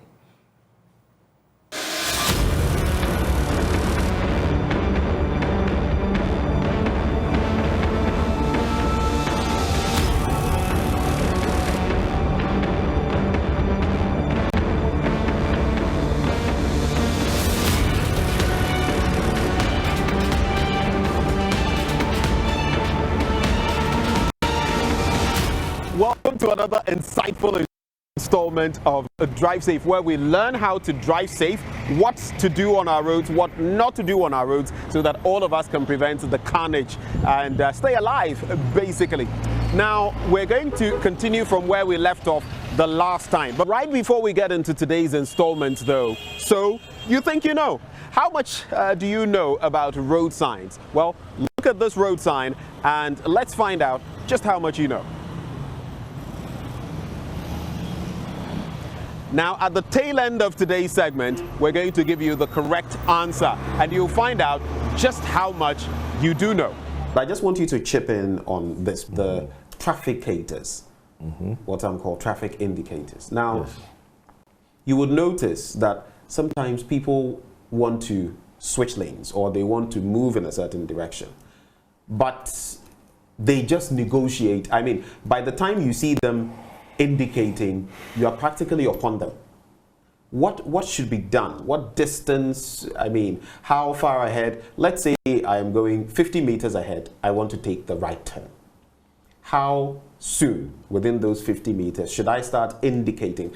Personally, I start doing it very early. I think it's best that way because then you give those behind you ample warning that you're about to turn in this direction. But you see a lot of people, they are turning 10 meters ahead, 5 meters ahead, and they signal right at the turn. What should we know on that? Good, let's pick up very nice examples. For example, you are from Top Tech, you are going to Joy Multimedia office, right? Naturally, you are supposed to drive in the outer lane, okay? The outer lane is meant for natural driving, which means that you must not go more than a certain speed. And then the inner lane is for either overtaking and coming back or having a natural speed of 50 kilometers in town. Now, when you are driving and then you want to shift any lane, the law states that you must indicate. For instance, if you are in the outer lane and you want to come to the inner lane, you indicate at least within a good time, depending on the speed of the vehicle, for every road user to know that you are coming to that lane. Now, this is what bothers us, and it's a big problem in Ghana, that as soon as you see any trafficator, the law is that slow down for the person to take his decision to come into the inner lane. But honestly, Ben, it never happens. Most people don't. When you see, I mean, I'm talking about natural Ghanaian driver, when the driver sees you that you want to shift lane, that's they now accelerate. Accelerate, and this is all bad. That doesn't bring road safety, for all of us to enjoy the road. Right, so that is why anytime you see anybody indicating, he's begging you to say that I am changing lane. So you'll also have to slow down and then let the person come. Is it also not, I'm not trying to justify this, but people tell you that it's offensive because the person did not indicate, and very late on when you're almost upon them, then they just want to. In fact, some of them don't even indicate, they just swoop in. So that is so wrong. You cannot do that in driving. Anytime you want to change lanes, you have to use the indicator to tell other road users that this is what you want to do. You have to inform them of your intention. Now, when you are getting to a junction, okay, depending on the speed, at least between 20 to 50 meters before you get to that junction, you'll have to indicate to tell everybody. And then if you are driving again in the inner lane and you want to turn right, you don't be wicked enough to just cut in into somebody's front of the vehicle and then turn right. You will have to indicate in good time. That says the law. Indicate in good time, so that all road users, in good time, but do we have any guiding principles when it comes to maybe distance? So that is what I'm saying, that between 20 and 50 meters. 20 and 50 meters. Okay, before you get to the junction. And then it also depends on the speed at which you are all traveling. For instance, if you are traveling at a speed of 80 kilometers, you need to indicate almost about, half of a mile or about 100 meters. Just indicate and tell everybody that, look, I am turning to the right, so please slow down. But there's something very interesting, and I'm sure that should be a whole topic, driving in the roundabout. Driving in the roundabout comes with very serious indication. For instance, if you're driving and you want to turn left in the roundabout, you have to 50 to 100 meters before you get to exit number 1 or you get to the roundabout. You have to indicate to your left to tell all road users that, look, I'm turning to the left. And you have to maintain driving in the inner lane, because in the roundabouts it is not marked. Okay, there's no roundabout which is marked with the road markings. So you have to indicate 50 meters at least before you get to the roundabout, and still maintain, be lane disciplined by maintaining the inner lane and turn to exit number 1, exit number 2, and exit number 3. You start changing to the right. Now, with what I'm saying, it may confuse you, but we need to be there to see it ourselves. Exactly. And I don't want you to drop all the apple, because you know what? We'll be getting into roundabouts. But we've spoken about trafficators today. At least we've learned a lot about the different types and what to do with them and how to signal to ensure that you keep yourself safe and you also signal other road users. It's also very important. You're protecting yourself, but you must also look out for others.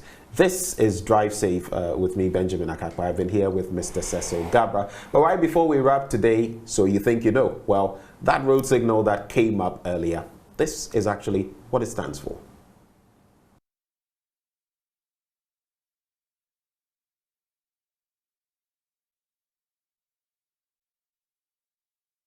Thank you for watching.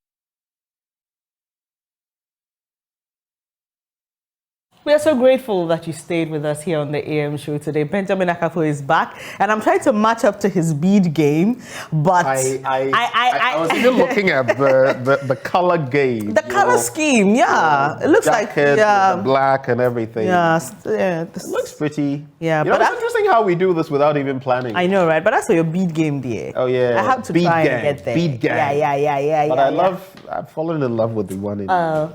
Midasi. I wish I had enough hair to do so. Unfortunately. You actually do, but you haven't allowed it to grow, to my point. My hair has a limit. It grows and stays at a certain point. And that is it. But it's interesting. For today, a Monday, we have quite a lot of stories. You know, if you are an ardent news person, you know that usually Mondays are dry. But today we had, you know, some news from the killing of young Sheriff Imoro. The police has picked up 6 suspects. It's interesting. And the story is the phone business, you know. And I was telling somebody that, look, the Ghana Police stolen Service, products if you're not careful. Yes, be careful. Be careful. And that's an important point, because you know the value of the phone, and someone will be selling it to you so cheap, and they're not able to prove that they are the actual owner of the phone. Yeah. Because some of these people are in custody because they claim they purchased a device. Yeah. And the other thing is, Benjamin, the Ghana Police Service has what it takes to track some of these things. I tell people that, look, unless, let me be cautious, but unless the police is not interested. Some people are saying that the capacity is there, but they pick and choose. Unless they're not interested. Really, they will do it. They pick and choose. But on the back of that, people have also posed the question in respect of, so if the Ghana Police Service could do this, why did the military go and do what it did? And what was their intelligence in the first place? Because the police have done this so swiftly. So there are those who say that probably the military didn't have the patience to allow the police do its work. I've seen people on social media try to, and some of these people I know who are police officers, and I think that they shouldn't wade into that argument over which service is better, because to the best of my knowledge, they don't even necessarily do the same thing. It's only when I was just about to get into that. It's not even the role of the military. It's only when one feels overwhelmed obviously because we do not have enough policemen. Ideally, if we did, the police should not feel overwhelmed to the point that they need the military anyway. But they work together. And so I'm not happy about this social media thing about, oh, okay, bravado against intelligence, you know, and people casting such insinuations. I mean, we should stay. Thankfully, this young man will get justice and will be happy. Also, the childhood vaccines. And I'm saying all these things because we just want to get interactive with you, just to remind you of what we've been doing today. Thankfully, they've arrived. So if you have a child who didn't receive the vaccines, please contact your nearest health facility to get a vaccine for your child. And also, the former Agric Minister says he will be launching his campaign later today. It will be live here, you know, at the 2 University p.m. of Professional Studies. Yeah, it will be live on this channel at 2 p.m. And he's been talking about making Agric the driver for our economy. I don't know what you think about that, but you can call us. The number is on your screen. Benjamin, why do you have that smirk on your face? Why? I do believe Agric could be the single, and it's always been that way from pre-colonial times to colonial times till now. It's been big. It's just that we've not taken advantage of it. We simply haven't, and there are so many areas to point to. I mean, we have no business going to forget our natural resources: gold, diamond, bauxite, manganese, now lithium. Forget even the oil. If we tapped into Agric properly, we would have no business going to the IMF. Just Agric. But here we are, hand in hand. I don't know, but I'm just having flashbacks of the ministers, some of the minister statement, former minister statement about planting and how much he bought them for, and you know, trying to, you know. They're talking about the plantain. Yeah, and all of that. Yeah, and you know, tried sometimes to rubbish the media reports about food shortage and all that. Well, but it would be interesting to find out from him what the plan is, because I do believe Agric can be harnessed, but how? What's his plan? What's he going to do differently, because he has been sector minister before? Say what you want. You get the vibe. You're there. We should save it for blunt thoughts. That's where you're allowed to go, you know, without any restrictions. Without any restrictions. Well, let's see. Well, at 2 p.m. we'll wait to hear what he has to say. But within the party, 3 of them have launched their campaign. I'm talking about flag bearer hopefuls. Well, plus him will be 3. He hasn't done it yet, but we know that Mr. Alan Kojo Tremantin has done so.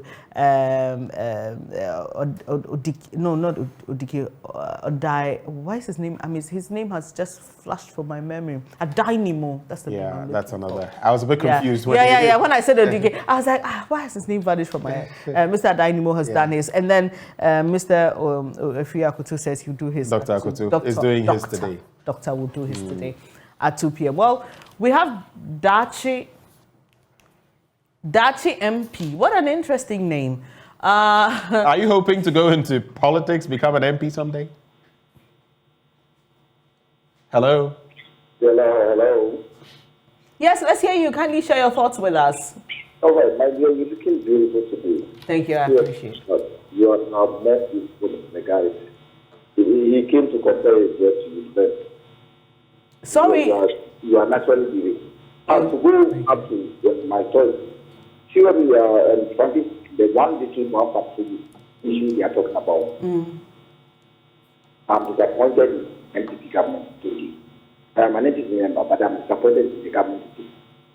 But if you can create something and it's not functioning, how did we start and how is it going to end? Then I also told you my condolences to the family of the young boy. He from Abu Dhabi, they say he's somehow close to us. So my condolences to them. And the police, the military should help the police to get the full facts. Thank you very much.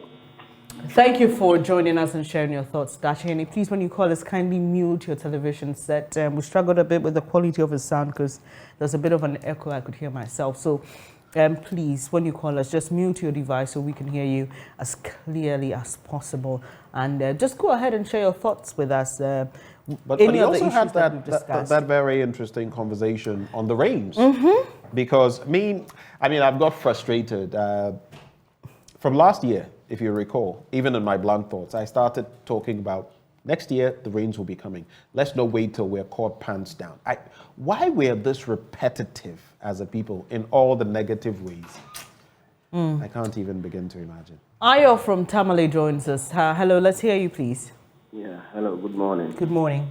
Yeah, first of all, but just like my wife here, you look so good to me this morning. Thank you so much, I appreciate it. Please. Okay, my problem is only about just the military whatever Buhaha we had just recently. That's what is really bothering me, actually. It's not going to be in the right way how they handle us. Yeah. You know, as they always will tell us, we don't have to take the law into our own hands. You understand? But when you are also saying you are a professional, then you would have to also behave as such. Trust me, if we are all praying against what would probably might not be good, like us and enough is enough. That's what we are all praying against. Because we are almost the subset of where they have rather derived the military from. And we all die once. No one dies twice. So please, let's respect each other. It was bad what those people in Ashama did. But you don't also go doing the same thing. Yes, I think that is what I just want to put across. It's really annoying. Thank you so much for sharing your thoughts with us. What I picked from what he said was let's respect ourselves. That's something that's really missing in this country within our value system, because I tell people that I can disagree with Benjamin, but be very respectful about how I communicated to him. You listen to the radio, sometimes you just cringe at what you hear. I mean, the fact that you disagree with someone doesn't mean that you should degrade them. And anyway, Akonoba is joining us from Kumasi. I guess Akonoba will be your last caller. Hello, good morning. Let's hear you, please. Yeah, I'm the last caller. So everybody stop calling. Stop calling. I'm the last caller. My lady, how are you? It's been long. Very well. Thanks for asking. My very good friend, Ben. I love the way you ask questions. But thank you. I want to touch on two major things quickly, and I'll one has to do with the vaccine. I'm told that the vaccine that has come will last for 3 weeks. Meanwhile, the health professional says they will be needing it for 6 months. So the question is, so President Akufo-Addo and Kenneth Rata can cough money to NIA within a day for them to do their national ID card, but they cannot cough money to the health minister for him to import vaccines for 6 months. You know the kind of people that are ruling us. Okay, number two, you see, murder is murder. No matter what, murder is murder. And I sympathize with the army. But you see, as a form of public education, I have read the release of the police. And you see, according to the police, they said the disease was struggling with them. And the time that the incident happened was 1:30 a.m. So at that ungodly hour, Ghanaians, we should know that our society is not that safe. 1 a.m., what are you doing outside?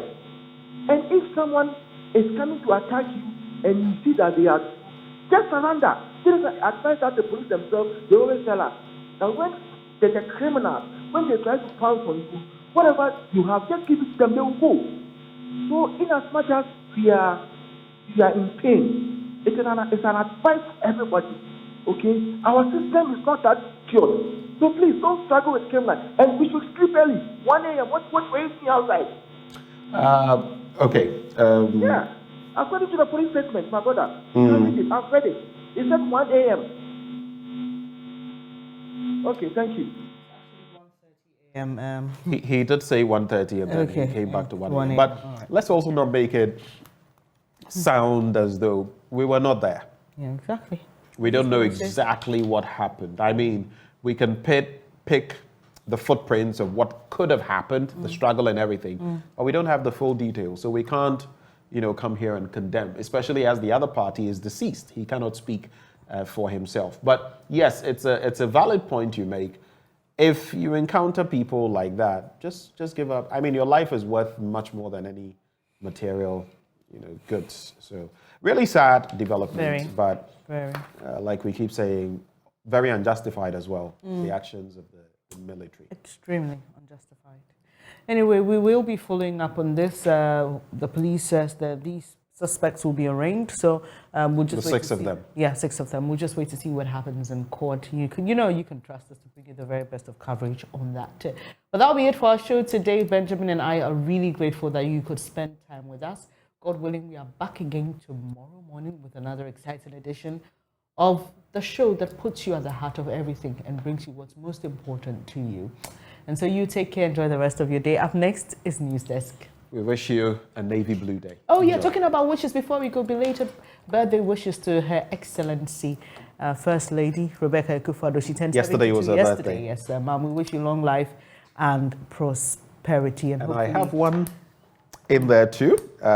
Just let me add this since we're running out of time. To Mr. Isaac Owusu-Odro, you are 70 today. So she turned 72. Mr. Odro turns 70. It's from your children, grandchildren, Belinda, Emmanuel, Abigail, and George. We wish you God's blessings on this day. Happy birthday to you. To Rebecca and to Mr. Odro. Happy birthday. And if you're celebrating your birthday today, our hearts go out to you and our prayers do as well. Take care.